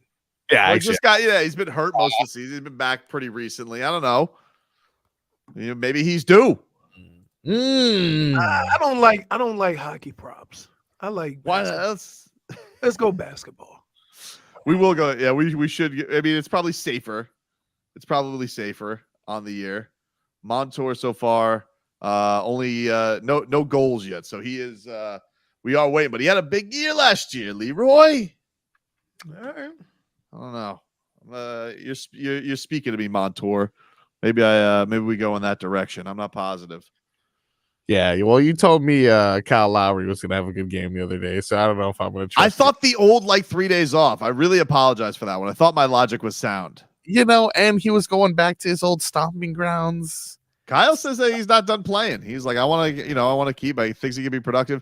My thing with Kyle Lowry is though he knows that. He's got to know that the next deal isn't going to be that big, right? Like he got his last load up the bag deal, 90 mil from the Heat. And the next one, I don't feel like anyone's going to pay Kyle $20 million next year. Like that's not going to happen.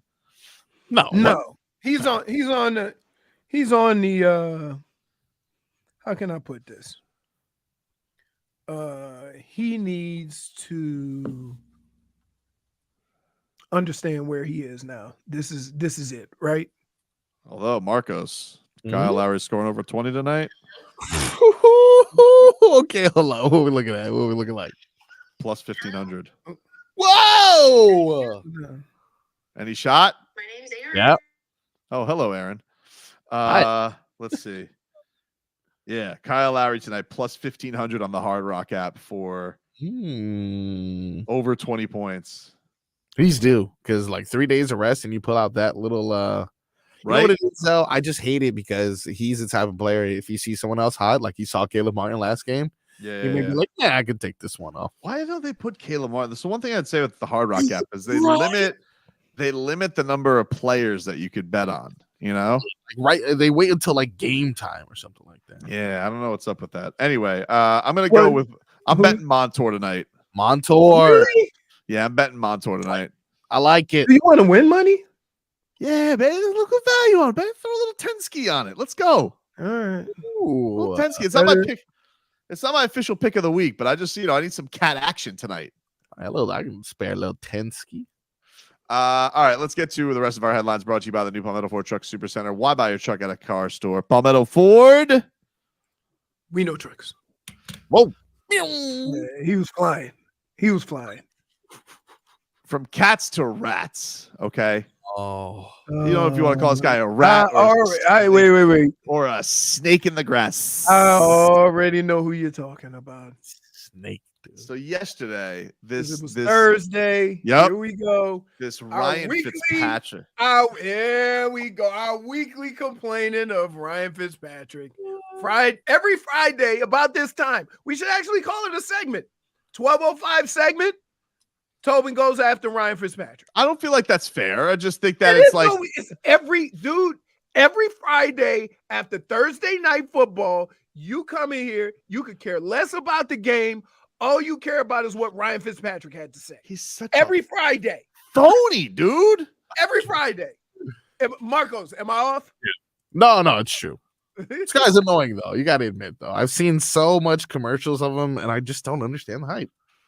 I don't get it. I don't understand. Like, this guy had one press conference, and all of a sudden, he's like the God's gift to broadcasting. He's doing, commercials with Kevin Hart. It's enough already. I'm sick of him. They're never in the same room. I know I don't even know if he's met Kevin Hart. Never. Never. I would never be in the same room as that guy. So Ryan Fitzpatrick, they're talking about Mac Jones yesterday. Bum. And this guy has the audacity to come out there and say, yeah, we all remember what Brian Flores did to Tua. Here he was. All right, so lately everything's difficult for Belichick, even picking a quarterback. Mac Jones went to the Pro Bowl as a rookie, but it's been downhill ever since, including being benched Sunday and tonight. So, Fitz, it feels like Mac Jones is, for lack of a better word, broken right now. Can he be fixed? He is definitely broken. Mentally, emotionally, he's broken. I look to a few similar examples of first-round quarterbacks that have gone through the struggles, Jared Goff being one of them, and then Sean McVay comes in and they're able to fix him. Tua Tagovailoa, who I was with, Brian Flores, same New England way. He was broken from Brian Flores, the way that he treated him, the way that he coached him. And what happens? Mike McDaniel comes in, he restores his confidence, he gets it back, and now he's an MVP candidate. So with Mac Jones, it's either got to be a coaching change here or a change of scenery, but he's got to be able to get that confidence back because we've seen him play at a high level in this football league. Yeah, as I mentioned. All right, there you go. There's that bum yesterday. And only bums think bums can come back and make a comeback. So no wonder he's trying to talk up Did Ryan he say Fitzpatrick. anything that wasn't accurate? Here's the problem, though, dude. You want to know what the problem is? Isn't it convenient that this weasel leaves out his part of Tua getting dragged of the whole story? He puts the entire thing on Brian Flores. Like, I'm going to sit here and forget about this boo-hoo fest that he had when Brian Flores gave Tua the job. This guy went out there and had the audacity to cry to the media. Big tears. Oh, I thought this was my team. Oh, this mascot making the entire Dolphins media contingent sing a sad song for him like he was wronged in some fashion. Ridiculous, dude. That's a very convenient thing you left out there. Fitz. Hey, Marcos, mark this. Yes, sir. Yeah. Send it over to sales. We can sell this segment because it'll happen every Friday till the end of the season. Look. Whoa, look at that rat, dude. He's sitting here and he's, poor Tua and poor Tua. You were part of it. You're part of the reason. The whole reason that this guy was getting mother bleeped by any idiots out here like, Fitz was the better chance for us. He hasn't been the better chance for anybody ever. Never been to the playoffs. Never. And he wants to sit here and drag Brian Flores. Now you want to get in on an Fitzpatrick because it's the easy thing to do. Just like your entire ride has been. 500 quarterback, had a cool beard, never done anything significant. Just let's have people love me. Oh, let's go to a Bills game. I'll be shirtless with Bills Mafia. The dude's a snake, a rat, and a chameleon. I don't trust him, and I don't like him. What kind of animal is that? Oh, my goodness. He is annoying, though. Okay. And see you next Friday. Dude, I'm sorry. It's enough of him already. And his whole, we remember what Mike McDaniel did for two. All right. Okay. Very There, cute. there is, first of all, Very cute. there is no way What? that this doesn't happen next Friday. I don't know. I don't know. I don't know. You've been doing it all season. I don't know. But I do know this. The dude is a weasel and a phony. That's more like a rat. It's the rat. Why did the ears look like they could be his? Fitzratrick. Oh, that's good. Are you done? Point for Tobin. Can we get a weather update from the DeBesman and Dover Law Firm? Your accidentattorneys.com. Free consultations 24/7. Call them up at 866-954-MORE. We know we're in Fitzpatrick land. It's raining phoniness. What about the rest of the place, Leroy? You're the worst. All right, it is. Must be some rain coming because it's mostly cloudy. Got a gentle breeze out of the. Looks like it's almost out of the east. Northeast, northwest. I can't really tell exactly, but it's about 10, 15 miles an hour. And it's got to be in like mid 70s, but I would be careful because those clouds look like you got a chance for rain because they don't look like they're going anywhere. How do you do, Marcos? It is 78 degrees. Winds coming out of the east, southeast miles per hour. It is very cloudy today, but it doesn't seem like the rain will drop today. It looks like it'll gather because tomorrow we're scheduled for PM thunderstorms. There you go. He's a golfer, ladies and gentlemen. All right, we'll take a quick break. We're going to hear a little bit from Mike McDaniel coming on up on Austin Jackson's extension. It'll give you the Goosies. 15 minutes of game day uncensored coming on up next. The Cavaliers.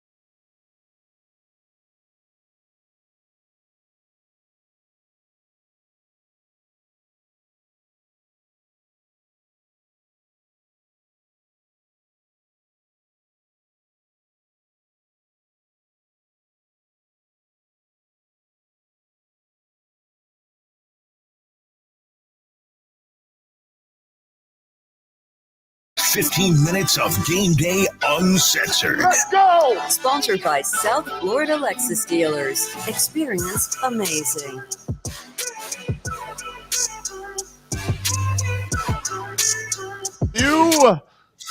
Welcome back, everybody.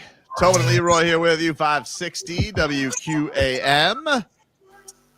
Take you up until 2 o'clock.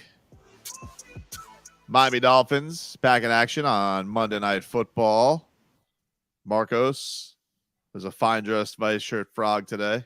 Yes, thank you, sir. Who are you chatting with there, dude? I was chatting this time with a Jets fan, Vlad. Oh, what's up, Vlad? Yeah. He's okay. He's just very sad because he's a Jets fan. I mean, come on. Oh, man. Well, let's hear about some happy time. Mike McDaniel, he is Dolphins head coach, and he discussed yesterday Austin Jackson getting his new deal. And this is him talking about how a kid who was 20 years old when he came into the league, when he was drafted, he says, look, a lot of us not ready to do what we have to do at 20. Here's Mike McDaniel. This guy is playing multiple positions, and he started doing it before he legally could drink alcohol. It's a ton of weight, and then you have a lot of people talking. It's heavy as the crown, as they say, and you just have a lot of people interjecting on what you are. And I don't know about you guys, but were you a finished product at 20 years old? I mean, this is not a 20-year-old Coach McDaniel. You should take the reins away from me as a head coach because I don't, I'm not ready for that. Oh, man. 20-year-old Mike McDaniel. Do you think he talked even more? I mean, with all it was ears pierced and all that stuff, don't know. Here's a little bit more from Mike. He said that he was told last year when Teron Armstead got down here, Austin Jackson was told that he could be special. And what's awesome is that whole room feels a part of that.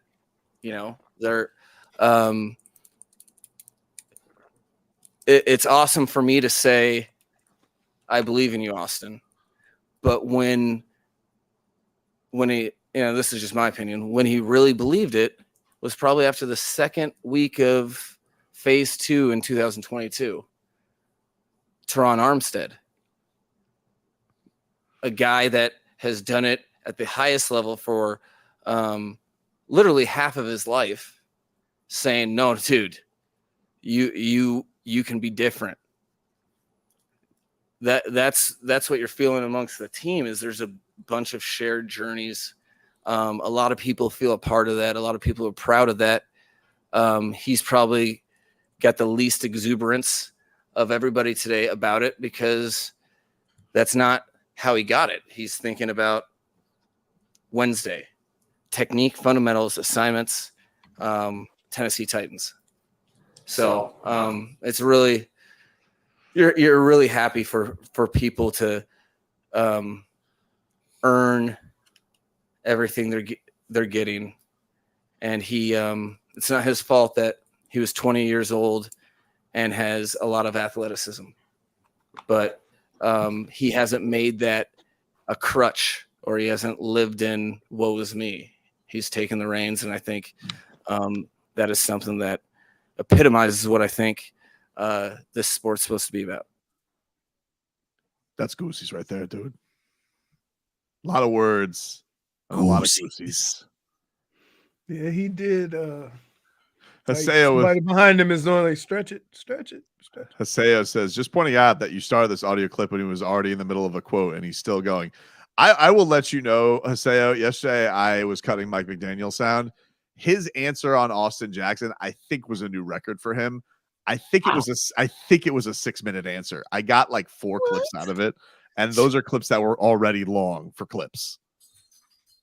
Yeah, that whole first thing was about Teron Armstead, and then by the end of it, I don't even know what he was saying. He was saying, dude, what he was saying is he didn't believe it till Teron Armstead told him that, and that everybody just expects these athletes to come in here and be ready to go, but they're not. All right. Sometimes the goose isn't always good for the gander. And what you need to do is bring That's not yourself. what that means. That is not what that means. That is not what that means. That is not. That is not. You don't have all your not. Hold on. What I'm trying to say is. Hold on. That is not what that means. I think it is, dude. I think it is. And No, when the that goose means is not it's good enough for you, it's good enough for me. The point is, when the goose isn't good enough for the gander, you got to get all your ducks in a row, okay? And kill two birds with one stone. Yeah, I don't know if you're using that right still, but I did find out a gander is a male goose. I had no clue. Oh, really? Yeah, right? You're using quote. I told you that that's not how you use it. Oh, man. Let us hear Austin Jackson. Can I ask a question? How do you tell them apart? I mean, I know I can't on my lake because the male ducks attack the. It's a good question. Normally, the male ducks usually have brighter feathers. I don't know. Really? In most things, peacocks, right? Like a female peacock, very dull feathers, but the male, because they got to impress. Exactly. Look at this. Ooh, that's you should know about peacocks. You are a peacock pirate. Keaton says all these bird references, you're going to wake up J-Fig. Yeah, I'm only saying these things because she's not here today. She's on her way to Tennessee. Tennessee. Austin Jackson, he was asked, of course, about the Tua comments about people berating him in meetings, and this is what he had to say about that. Yeah, so earlier in my career, I was the fifth tackle taken in the first round draft pick. I had high expectations. So I had high expectations. Every time I didn't perform, it was noted and highlighted, and it was very much so highlighted, to say the least. But that just made me a better football player at the end of the day. Very tough. I understand this is football, and there's certain things that are, done in football. Only thing you can do is just not take it too personal. So I just moved on from that, took what I needed to get better, and got better. Goosies. Now, you'd swear he was the old chiseled veteran, right? Mm-hmm. But he was 20 at the time. Yep. So, like, when you think about what was going on in that locker room, even though they were winning, right, is kind of amazing that it all worked out with the same people. It is amazing to hear that. I want to know, what the things were said. Like, it sounds like he had like offensive line coach Mike Sherman there. Can I just say what they were saying? What? Probably the same things you were saying. What was I saying? What do you mean? About Austin Jackson and Liam Eichenberg? I'm telling you, I got Eichenberg. I'll admit to, I didn't have a lot of fodder on Austin Jackson, other than he was hurt a lot last year. I mean, I didn't think he was good, but I don't remember ripping him a lot. Eichenberg. When you say somebody's not good, do they get a chance for development or no? Yeah, he was 20. Listen, you were still carrying kegs around. I honestly didn't. That was something that he said. I didn't even realize that until this year. Because I always remember Noah being the young guy. No, I didn't know he was before Noah, right? Same draft class. Same draft class. Yeah. Same draft. They had class. 3 first-round draft picks. Yeah, but I always remember Noah apparently cornered the market on I was the young guy, and Austin Jackson's like, stole my thing. Damn, stole my thing, Noah. 2 out of 3, good round. I'll take that. Austin Jackson also saying, he talked about the people thinking that he could be special once Mike McDaniel arrived. Yeah, last offseason, I got the opportunity to play tackle again. So Teron coming in, playing left. I sat down with Teron, Frank Smith, and Mike McDaniel the day Teron got here. And, Teron was just really adamant about who I could be in this league.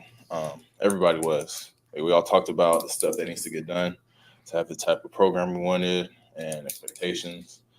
And, it was a great conversation between all of us because I really felt that I had a good opportunity to handle everything on my end, which is all I wanted, for me to be able to do everything I needed to do and benefiting of the team.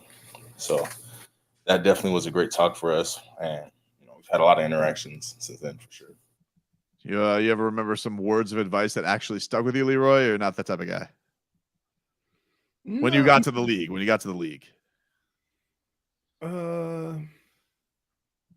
Words mean words.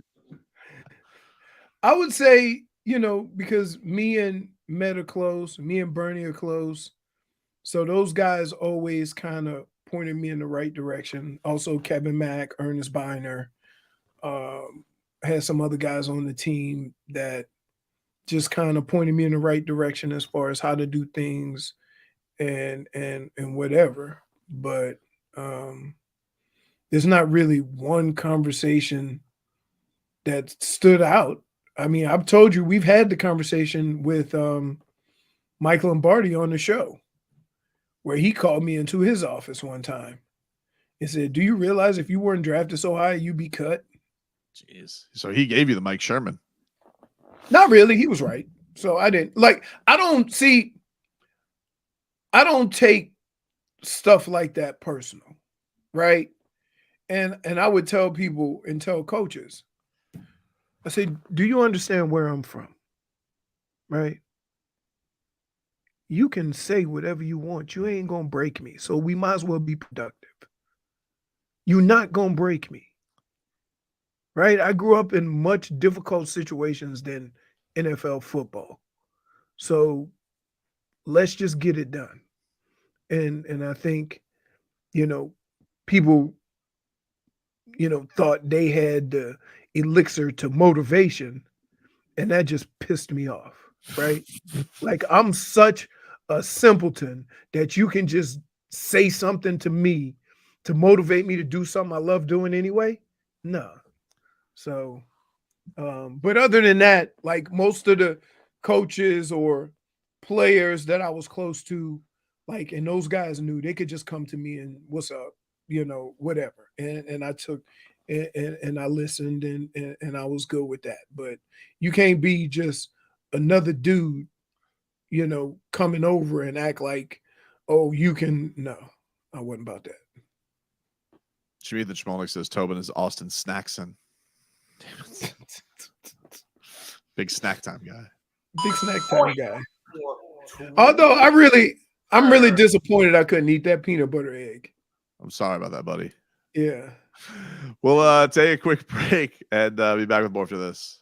Previously on Tobin and Leroy. Jaworski, let me see you for a minute, real quick. See how you disrupt the meeting? It's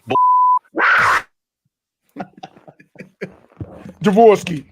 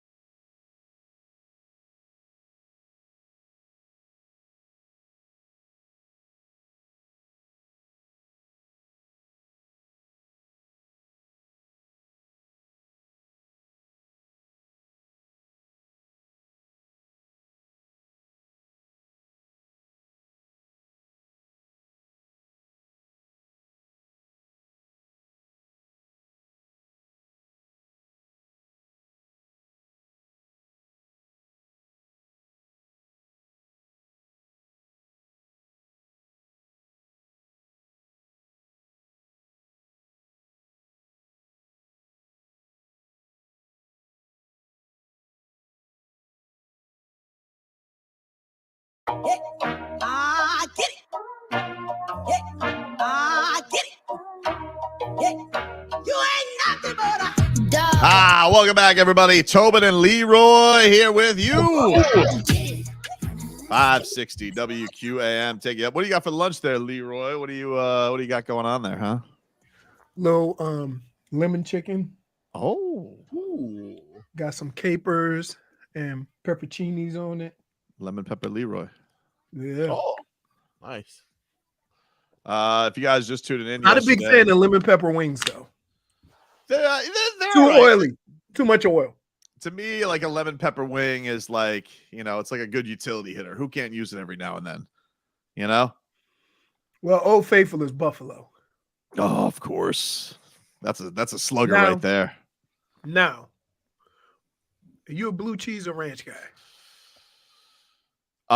If I have to choose blue cheese, I'm not a huge fan of either. I like just going with the sauce. Okay. But what about you? Do you like either, or you're a ranch guy? Yeah, I don't like chunks.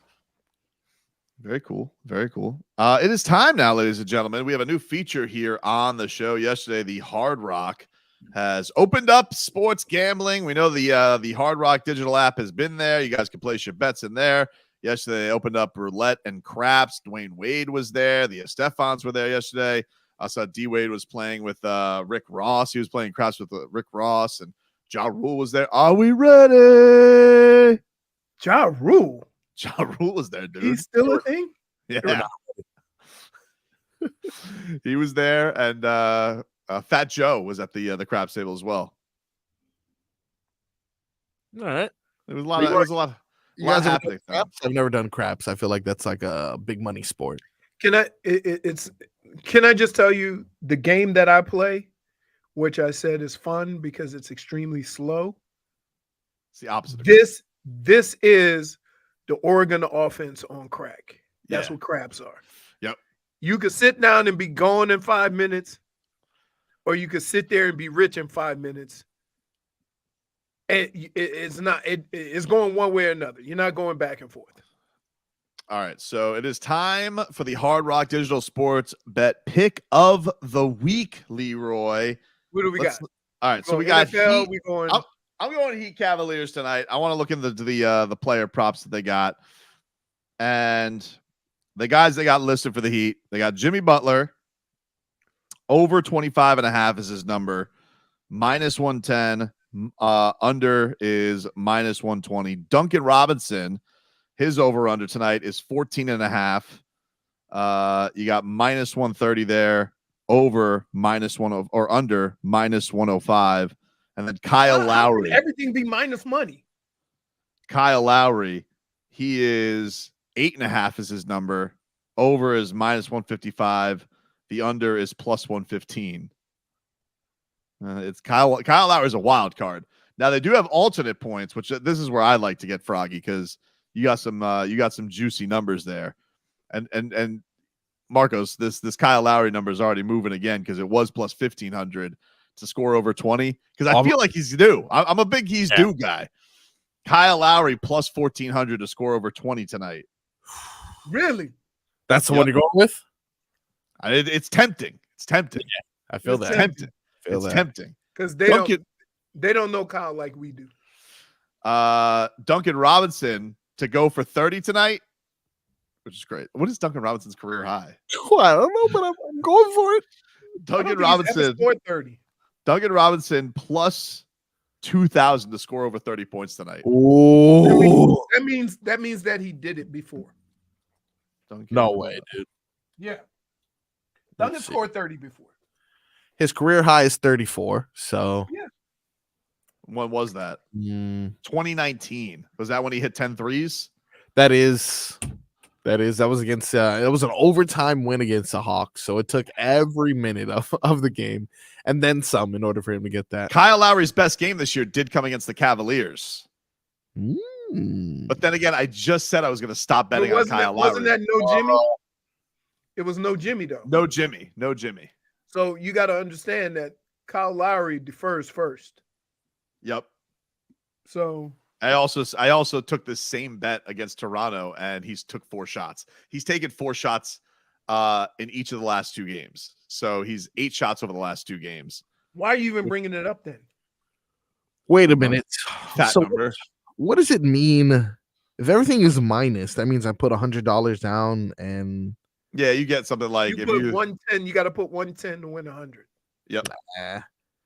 Okay, so then one of the only things that's plus money that I may go with here is Kyle Lowry under 8.5. Like, you think he's going to get 20, and I think he may get under 8.5. Jimmy Butler over 11 rebounds. Whoa. No Bam tonight, plus 2,500. But he ain't been near the rim in a minute. Plus, he's got those trees to deal with Mobley and Jared Allen. Duncan Robinson, though, how about this one? This one I think is a nice one. All right. Duncan Robinson plus 5 rebounds, 4-1. All right. Now you're a little bit closer in the ballpark of Duncan Robinson getting 5 rebounds. That's he flirted with a triple-double last game. Okay, I don't know if he flirted. No, he flirted with a triple-double last game. I wouldn't say he flirted. Duncan Robinson assists tonight are 3. That's listed at 2.5. That's easy money. Oh, I go with the assist. I like the assist one. Duncan Robinson plus 5 assists tonight, plus 300. Yes. So we're going with dunks tonight. We're riding the Duncan Robinson train. I think that's the one we're going with, dude. We're going with Duncan. Now, Dane South makes a good point. Strus could go off tonight. Yeah, I mean, look, the last time they played, Strus didn't have a very good game against the Heat the first time. This one's in his building. You think he's good? I don't like betting against opponents, though, but it is Strus. I'll make an exception. All right. His number tonight, Strus's over-under is 14.5. Really? Didn't he average like 25 the first month? Yeah, but we got the scouting report. No, him and Duncan are kind of are. I think actually Duncan's got better numbers than him right now. That's right. I think I'm going with Duncan. I'm going Duncan over. I'm picking over on rebounds, and I'm going over on assists because he flirts with triple doubles now. Woo! That's my pick. I like that. Lock it in. That's my pick tonight. Lock it in. Lock it in, dude.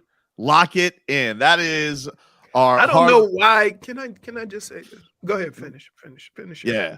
That's your Hard Rock Digital Sports Bet pick of the week. Hard Rock Bet is Florida's sports book. Bet on your favorite teams tonight on the Hard Rock Bet app. Download the Hard Rock Bet app on the App Store, Google Play, or online at hardrock.bet. Hard Rock Bet is legal in Florida, offered by the Seminole Tribe of Florida. Must be 21 plus and physically present in Florida to play. Terms and conditions apply. Concerned about gambling? Call 1-888-ADMIT-IT. So, tell you what I'm going to admit tonight. Duncan Robinson flirt. Duncan Robinson. It's Art Basel. He's going to put on his best, and flirt with another triple double. Can I just say this? Yeah. You lose every bet. Why are we following you? What do you mean, dude? Marcos, his track record is not good. Yeah, he's got a point. Track record is not good. Bit of a cold streak, I admit. Bit of a cold streak. You had me betting on River Craycraft anytime touchdowns. I don't think he's had David, when that hits, you know it's going to hit. We just got to invest a little bit in it, Marcos. 9-1 every week. And when Craycraft is going willy-nilly celebrating, you're going to feel a fool. Every week. Put $100 down on River Craycraft. I got saved one time because I went Smythe anytime touchdown on the first week the Hard Rock app opened. And he was injured. He was out. Now, to their credit, they did void the bet, so they did give me my $10 back. But it was hilarious because and then I found out on the broadcast that Tua hasn't thrown a touchdown to a tight end all season. Great. I'm telling you, dude. Like, I get the heart wants what it wants. Heart wants what it wants, dude. But you need to get your heart closer to reality. Because some of the stuff you bet on is what you're wishing for, not what you think is going to happen. Jarrell's telling me to bet on Low Dog. Low Dog? I might wait to see if that number goes back up. He let me down. The the plus 20 points for plus 1400. The same thing. He's about due. I know he's due. But I mean, he took 4 shots the last game. I was furious. I was like, what's going on? Unacceptable, dude. But anyway, it's fun. I do like the Hard Rock app. It's super easy to use too. Super easy to use. So it's a lot of fun. Check it on out, It'd be everybody. very easy for you because you would pick all losers. Well, I mean, you don't have to. I mean, well, maybe tonight is the bounce back night. There you go. Something's got to be out, right? That's your new nickname, River Craycraft. He's due. That's it. We gonna ride or die. Listen, in the sports pantheon of gambling, our show is gonna live or die with these two. Anytime touchdown by River Craycraft. I wonder what I can get that as. I wonder if that props up for Monday yet. I want to get that in before the word comes. I also kind of want to bet on Montour tonight too. Wait, before the word gets out, don't worry. Your word is safe. Oh my goodness. What's the value on that one? That's pretty good. Ooh. River Craycraft. Yeah. Let's see. We got anytime touchdown for River Craycraft. Word is getting out. It's only plus 600. What? Man. No way. Told you the word's getting out on him, dude. Alec Ingold, here I come. I think that feels like Hard Rock is like, hey, there's going to be a lot of touchdowns against the Titans. We don't know who. Everybody's game. Number gets lowered. Everybody's game for this. Smart. The minuses are Tyreek, Achane, and Raheem Mostert. The lowest plus number is Jalen Waddle. He's plus 115 for anytime touchdown on Monday. I mean, that's more realistic than River Craycraft. Probably. Big money. Think Tua's ever going to scoot into the end zone? Or no shot. He's never going to run for a touchdown. Ooh, why? How much is that? Why? He can do a QB sneak to get his guys a ball. Plus 750 for Tua anytime touchdown. Let's see. Does Tua have any rushing touchdowns this year? No. That's a good question. No, because everybody in South Florida would panic if he tried to run. 0. Tua has rushed for 40 yards on 27 attempts this year. Oof. But keep in mind, sacks are included. Sacks, yeah, the sacks do count. You're right about that. Yeah, he hasn't really been sacked that much, though. And, which is a pleasant surprise this year, right? Yeah, absolutely. Sacked that much. No, look at that. We're into week 14. You know what I was disappointed though, Mark? I don't know if you can get this, Marcos, but Tua, he gave us an update on jiu-jitsu yesterday. Oh, wow. And I'm heartbroken about this. Because I think he's done. I thought that Tua was going to be for that.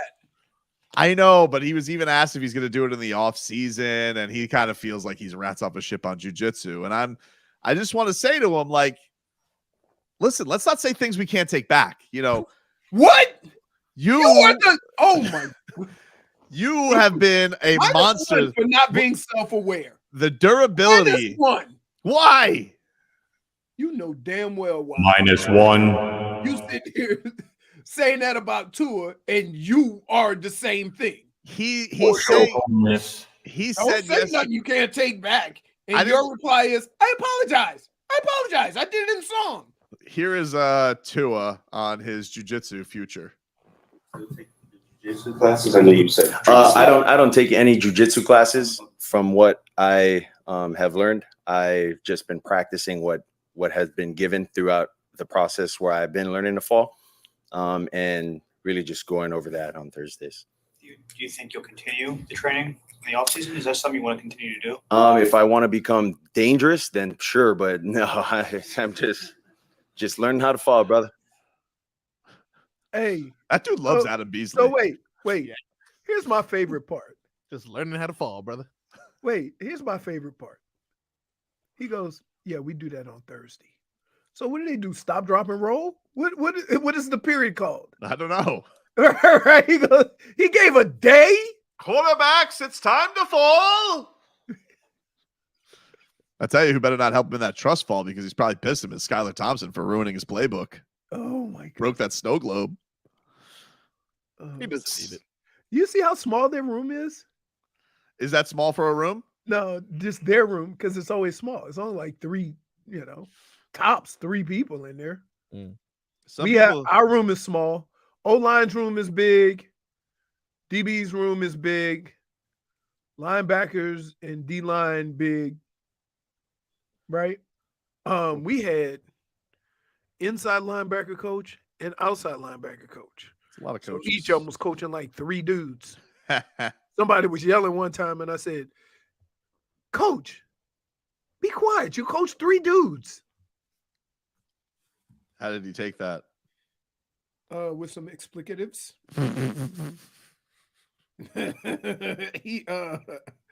I mean, listen. The one thing that coaches don't take too kindly, when they serious as hell and everybody around them is laughing. Right? Look how Tua tries to put it back together. Like, what is he got a kid? Damage is done, Tua. Anyway, I tell you what, though. Done. You know what I regret? What's that?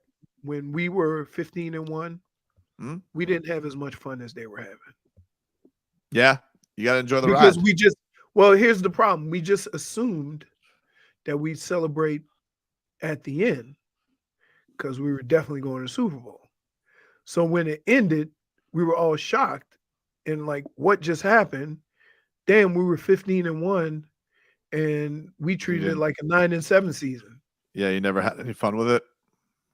I mean, we had fun, but it wasn't. Was that Chris Carter's fault? What, that we didn't have fun? Yeah. Oh, no.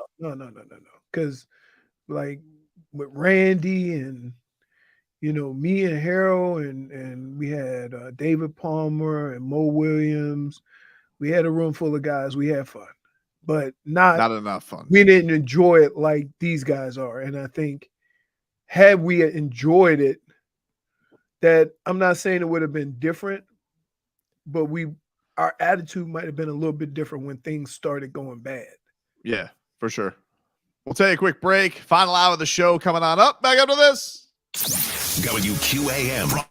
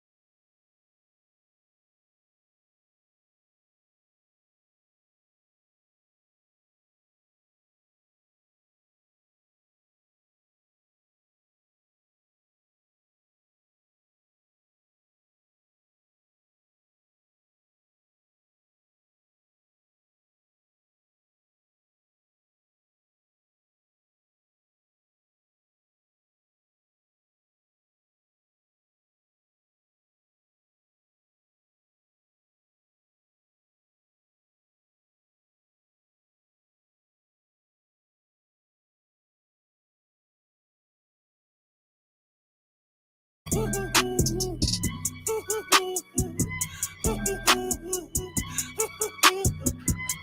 back. Tobin and Leroy. Take you up until 2. We'll play a little You Dead to Me this hour. Talk a little boxing as well. David Benavidez is going to join us. So we'll talk to him. He's trying to hunt a fight down with Canelo after his big win last weekend. I got to do a PSA. And shout out to Tony. He said, come on, Tobin, you really retweeted that? I thought you were a vet. I was like, what the hell is he referring to? I don't even remember retweeting anything. I don't feel like I've been on Twitter very much. And I did realize that I did retweet something because I was looking to see what the injury report was tonight. So I either look at Ira's Twitter account or I'll look at Anthony Chang's Twitter account. So I just looked up and I just went Anthony and I was just looking for his injury and I retweeted something. And then I was just thinking about it. I just happened to be thinking about it during the break. I was like, that was kind of an odd tweet from Anthony Chang because I've never heard of the Heat saying anything like that. Turns out I got fake Anthony Changed. I mean, you Twitter bastards. I mean, as if it's not hard enough. You got fake Wojs and fake Schefters out there. Now you guys are fake Anthony Changing me out here, and I can't take it. But the fake Anthony Chang, this is what I got by. Because I remember Anthony tweeting something yesterday that said, Bam, Haywood, Highsmith, Tyler are all out for the Cavs game. RJ Hampton off the injury report. And I was like, oh, all right. Well, great for RJ Hampton. So I just happened to look it up and I looked at it and it said, Leroy, this is the tweet. I feel like such a dum-dum. Because the Heat would never do this. And I don't know why I retweeted it or thought that this was real, but I also thought to myself, who's faking Anthony Chang's Twitter account? Like, who would do that to Anthony? Oh, my God.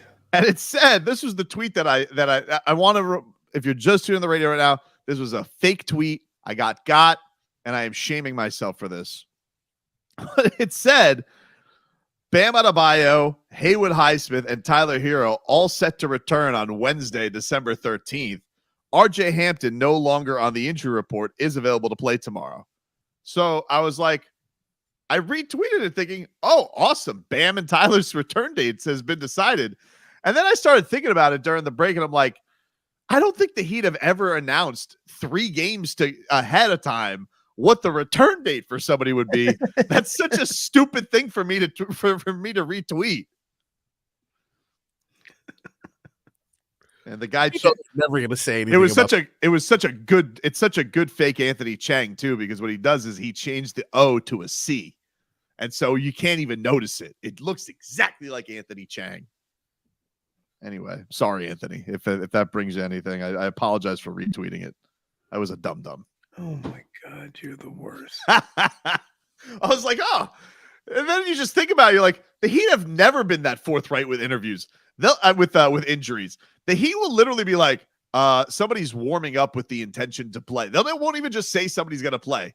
They'll say warming up with the intention to play, literally to the last second of telling you somebody will play. That's how they are with injuries. Why in God's green earth would I fall for an injury tweet that said, by the way, in 2 games, the Heat will all 3 of these guys are coming back like it's world wrestling, like it's World Championship Wrestling Bash at the Beach. -1. That's about what you get. I apologize for deception.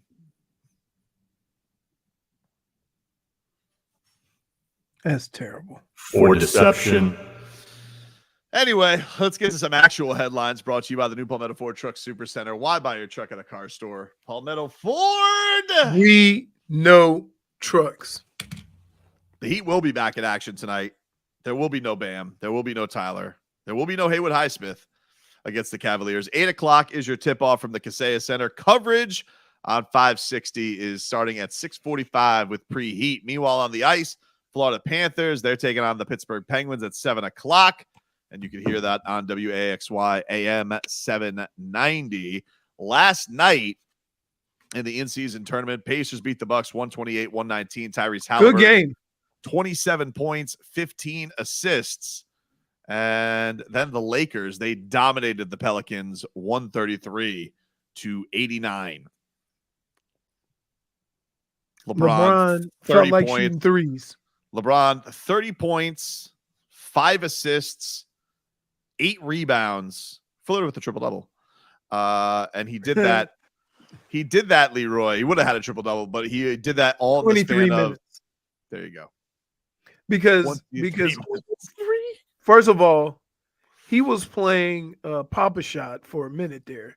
They gave him one right at the 3-point line, right? Yep. Then he walked into one like 5 feet behind the 3-point line. And then the last one he shot from the logo. And Dade that was in South. the span of like 40 seconds. Dade South says, Tobin reading Twitter like his betting practices. It's what you want to happen. It would be nice if Bam, Tyler, Tyler, and That's Haywood why all came I back beg on you. Wednesday. That would be amazing. Hey, I beg you all the time when we have any type of wager, any type of pick or bet, I say, don't bet with your heart. Don't bet with what you want to happen. Bet on what you think will happen, which always ends up being what his heart says. Anyway, let's get to some other headlines here. Are you aware, Marcos talked about this earlier in the week, of Grand Theft Auto? Oh, yeah. The good stuff. So they're coming out with this new one, and they did a lot of, they did a really good job with this. It was one of these things where, they basically said, people were like, oh, they researched Florida to make this game, right? Yeah. Right. So apparently one of the characters in this is a criminal, but he's got a very distinct look if you've seen this thing. All right. So it's not just that he's a criminal, but you remember back in the day, I think we probably did a show about this guy, not like a show about this guy. We did a segment about this guy, the Miami Joker. Like the dude basically changed his tattoo. It was a famous mugshot. The guy changed his face to basically look like the Joker. Right? Not even the good Joker, too. The Jared Leto Joker. Jared Leto, the bum Joker. What are you doing? So apparently this guy has gotten wind of GTA doing this, and he wants his cut. He's not just gonna take. You got a picture of this guy? Yeah, I got a picture. I got a side by side. I'm gonna put up here for you. Oh, nice. This guy is apparently asking. He's like, I want GTA. I said, hey, he's telling him we got to talk. So we'll get to this. I just got to delete, I guess, Ryan Fitzpatrick as a rat because I have too many pictures. Don't worry. What about wait, don't worry, Marcos. It'll be back next Friday. So here's the side by side for our YouTube audience. The guy in the purple is the game. The guy in the green is the real guy. And this guy is, he wants his cut. Basically, he feels like they need to talk because Grand Theft Auto is taking liberties. Can I ask a question? Yeah. What on God's green earth would possess somebody to want to do that? Not sure, but it's a thing. He is the Joker, and now he is upset with Grand Theft Auto. I'm assuming that his job is not in an office building. Well, I think he's a multi-time criminal. I don't think so. Is that the guy who's with Stitch? What was the rap? Stitches, yeah. Remember That's him? not Stitch. I bust that brick on your face. I put that brick on your face. What you gonna do with it? Yeah, I remember that guy. Yeah. His name is Lawrence Patrick Sullivan. Who would have known? Wait a minute. You know 3 names. Mm-hmm. That's usually, Oh, he's in Kendall. Let's see. He got in jail for violating his probation, carried around a concealed firearm. Doesn't say how he violated his probation. My guess is he was teaming up with the Penguin. The Riddler. So he's basically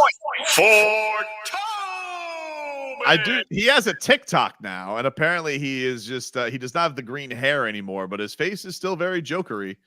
and he wants GTA to reach it's out not to like him. you just go in on Friday and get it taken away, dude.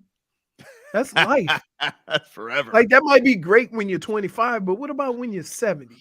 I don't know. I don't even think it was great at 25, to be honest. I mean, I'm just giving him the benefit of the doubt. Maybe he was in a mood. Say, you know Oh, what? That Joker movie was awesome. I'm gonna get my face done just like it. Crazy, dude. He's by the way, he got no chance of getting what's her name. If that's Harley Quinn. Harley Quinn. I don't think so, dude. Who No. knows? You know what? Maybe he does. We can't judge. Maybe he I'm does. gonna go out on the limb and say he does not. Hey, you guys want to go see the Nutcracker right now? Holiday season is here. We have a chance to celebrate it at the Arch Center with a pair of tickets to see Miami City Ballet's production of the holiday classic, The Nutcracker. Right now, caller number 4 to 305-567-0560. 305-567-0560. Caller number 4 will get a pair of tickets to the Miami City Ballet's production of The Nutcracker. If you can't wait to win, purchase your tickets at miamicityballet.org. But caller number 4 right now to 305-567-0560. They'll win a pair of tickets to the Nutcracker. All right. Guess what my daughter wants to go see? Hmm? This is like holiday punishment for me. What? Wonka. Oh! What's wrong with Wonka, dude? I didn't like it when it was Willy Wonka. Oompa, loompa, doompa dee doo. Frog boy, send us to break, will you? WQAM broadcasting live from the Ed Moore Sawgrass Auto Mall.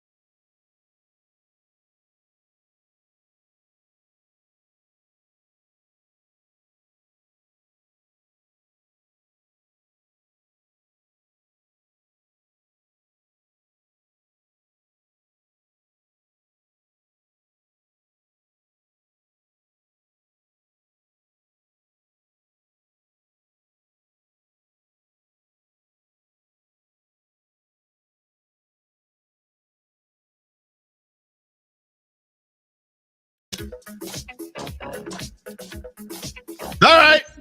Let's bury some people. Tobin and Leroy here with you. 560 WQAM. I want to let you guys know that the fall sports season is here. So is our Dave & Buster's gift card giveaway. We got a chance to win a $250 gift card from Dave & Buster's. To watch it all, enter online. Go to WQM's contest page. Submit your entry. If you win, you can go to Dave & Buster's in Hollywood with your gift card and spend the day watching your favorite teams on us and Dave & Buster's. Eat, drink, play, watch sports at Dave & Buster's in Hollywood. Let us get to You're Dead to Me. And mine's pretty simple. This Ryan Fitzpatrick. Oh, it's Friday. Ryan Fitzpatrick is such a phony. I can't take it. Honestly, I have co-candidates. It's him and his boy Brian Flores. Those two together, hand in hand.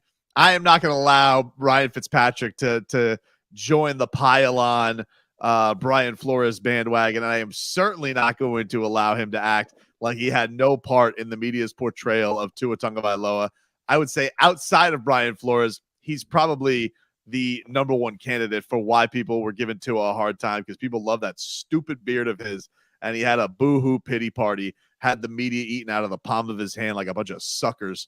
So Ryan Fitzpatrick, you probably have already been buried by me metaphorically, but let's just dig you back up and put you back in, and you're dead to me.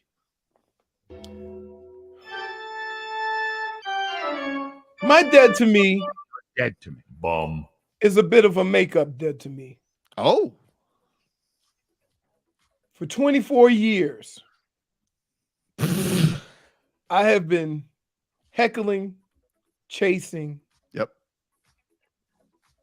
yelling at Charles Davis for all the wrong reasons. We're going to have him on the show next week. Woo! And I will formally apologize. That being said, I'm going to pull a Tobin. Ron Pitts, you're dead to me.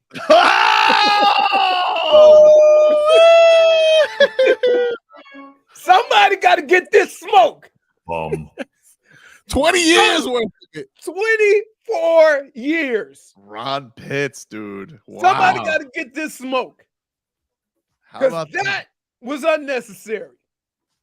No idea. Ron Pitts. Still unnecessary. Could have swore it was Charles Davis this Me, entire it time. sounds just like him.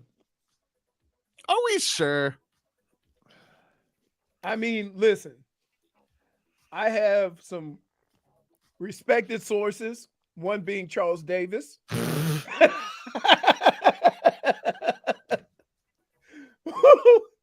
who even laughed at it. Hilarious. I can't believe this. But it's not me. I was like, what? Excuse What? Excuse me? By the way, Dade South did send us an IMDb from that game. Yes. Sure enough. Ron Pitts. He was on the call that game. I can't believe it. With you cannot tell Ray me Bentley. that doesn't sound like Charles Davis. It does. And so keep in mind, a lot of times I only know announcers by their voice, because some you get to meet and some you don't. Sure. And so yeah, I'm sorry, but somebody got to get this smoke. Ron Pitts. Had to be you, dude. Had to be you, because you're the one that actually said it. And once again, Charles Davis. My bad. My bad. My bad. Sorry, Charles. Sorry. Sorry, dude. Marcos, what do you got for You're Dead to Me? Mine is taking things in the realm of Hollywood. I know Leroy's probably going to be one of the first people in line to watch this movie. Wonka. But I'm sure a lot of people will be watching this movie, but that won't stop the main guy from whining and complaining all over the internet. I know who he's talking about. Ryan Reynolds, you bum. Everything's going right in this guy's life. He owns a cute little, stupid little soccer team that's going well. Yep. He's like 50 and handsome as ever. He owns a fake cell phone company that is also doing tremendous. And if that's not enough for him, was that Cricket or something like that, right? Yeah. But if that's not enough for old Van City Reynolds, old Van Wilder over here, now he's trying to control the internet, and he's mad that the internet is, well, I don't know, interneting, dude. This is something he posted to his social media recently following leaks from the set of his movie Deadpool 3. He said surprises are part of the magic and theatrical movies. It's important for us to shoot the new Deadpool film in real natural environments using practical effects as opposed to making the movie indoors and digitally. Telephoto lenses, which I don't know why the hell he referred to that phones as that, continue to spoil surprises and create a difficult situation for everyone. Here's hoping some of the websites and social channels hold back showing images before they're ready. Shut the hell up, Ryan Reynolds. I want a spoiler. I'm going to go after a spoiler, dude. That's what I'm saying. Well, that's the thing. Here's Is like, the kicker. Here's the kicker. And here's why he's so off on this. Because soon as somebody sees a picture of Deadpool 3, the first thing they're going to do is, oh, when is it coming out? So it actually creates more interest in the movie and not less. And it's not a spoiler because you don't know what that scene is or if it's going to even be included in the movie until you actually see the movie. It's crazy, So dude. he's way off on this. Like everybody loves a good, ooh, look at what they're Ooh, filming. that's coming. We do it with everything. You ever open up a car and driver and see all of the taped over new cars coming out, test drives on the new car? Everybody does it. So why is he all of a sudden surprised that somebody has an iPhone, right? And not one of them damn cricket phones, and they can take pictures from far away. Yeah, dude, he's being a big baby. He's and way honestly, off. He's way off on this. The pictures of him and Hugh Jackman, they get me excited for the movie. Hugh Jackman, I thought he was dead. No. See, look, you got to watch the leaks, dude. Now he's back and he's in that yellow Wolverine costume. Doesn't Deadpool bring people back, or doesn't he like regenerate or something like that? Deadpool regenerates, yeah. But as far as Hugh Jackman, So that was Hugh Jackman's thing too. Until he couldn't. Yeah, because Wolverine they were could do made that for too. the same thing. If you guys saw there was like a horrible Wolverine origin story movie that came out. Ryan Reynolds was in that as a very watered down version of Deadpool, and apparently they're cut from the same adamantium cloth. Oh, so they're like two different. Then why did Wolverine die? Different timeline, dude. I can't keep up with these things. His juice wore off. Yeah, Deadpool would have been shot 700 times, face cut off, hands cut off, lacerations, all that. Imagine killing somebody as cool as Wolverine, but having to make 2 Aquaman movies. A bum ass superhero. I'll be there. I'm in. Why? Yeah, literally, why? Dude, we had that guy so mad when we went. Hey, that looks like Nicole Kidman. It is, dum dum. I'm like, why is she so young? Nicole Kidman is old. Yeah, well, you know, when she's in the ocean, it changes things, dude. That's how it is. Really, salt water, dude. That'll mess up her skin even more. Not when you're part super mermaid. That's not how that works. Watching Aquaman alone, put it on the dartboard. You have to go to the movie by yourself. No, how about you have to dress you have to dress like Aquaman.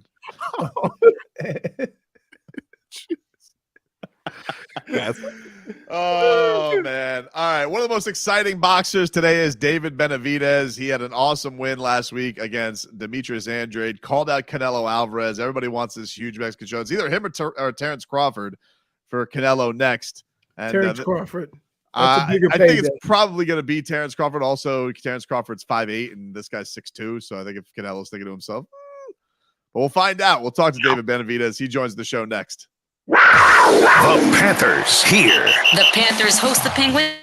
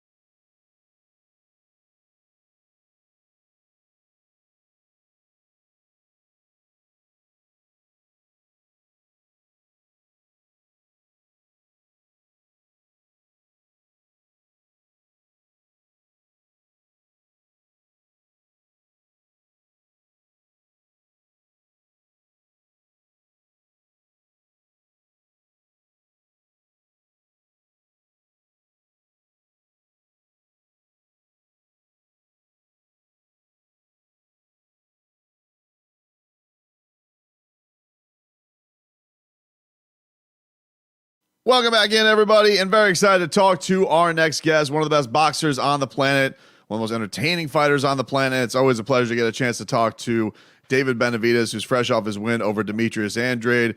Hell of a performance, man. I got to imagine that went, imagine as according to game plan, David, I'm watching this fight and I'm seeing you just take like these quick shots early on. You had to be so savvy because he was looking so pretty in those early rounds, but you waited your time and you executed, man. So what's going through your mind in those early rounds? Do you feel that entire time like you're setting them up, learning them? Like how did you go about that before you executed finishing that thing off?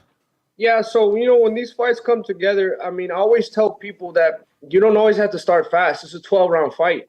And a lot of times you see guys start fast, exactly with Demetrius Andrade. They start fast, and then they end up folding through the middle of the rounds.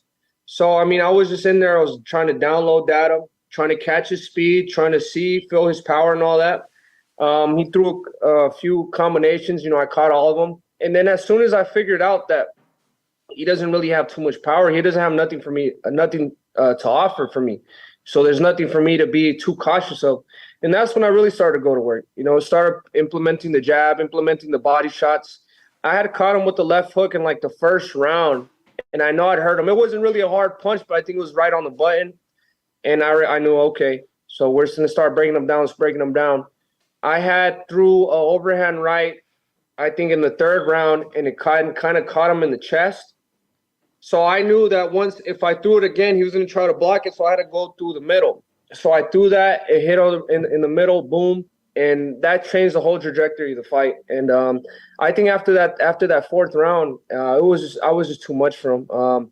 And then just me being who I am and just having, an extreme gas tank and just keep, overflowing and pressuring him with shots and shots and shots. I think that just ultimately it led him to fold. And, I was just too much for him. How underrated do you think your savvy in the ring is? Because people always say the monster, they know you're going to come kill him. That's what everybody's looking for. But how underrated do you think that your IQ is? I think now it's with these fights, it's shed a little bit more light on how really good I am.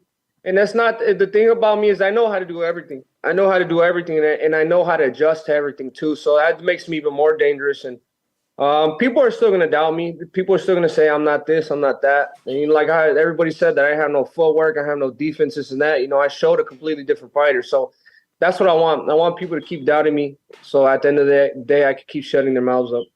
I'm sure that your lofty goals are still there, obviously, but have you allowed yourself to have some pride? You went through some adversity that you've talked about early in the career. A lot of people kicking dirt on your name.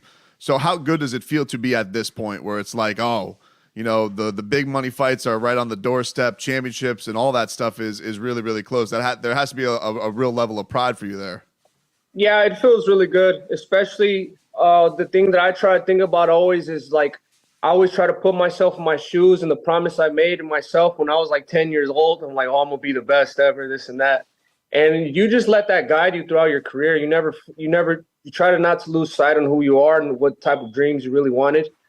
And now that we're right here at the doorstep of everything that I manifested for myself, it's really unfolding in front of me. And I'm just really excited. Now it's time to work even harder. And that's exactly what we're doing. And now we're just reaching for the stars.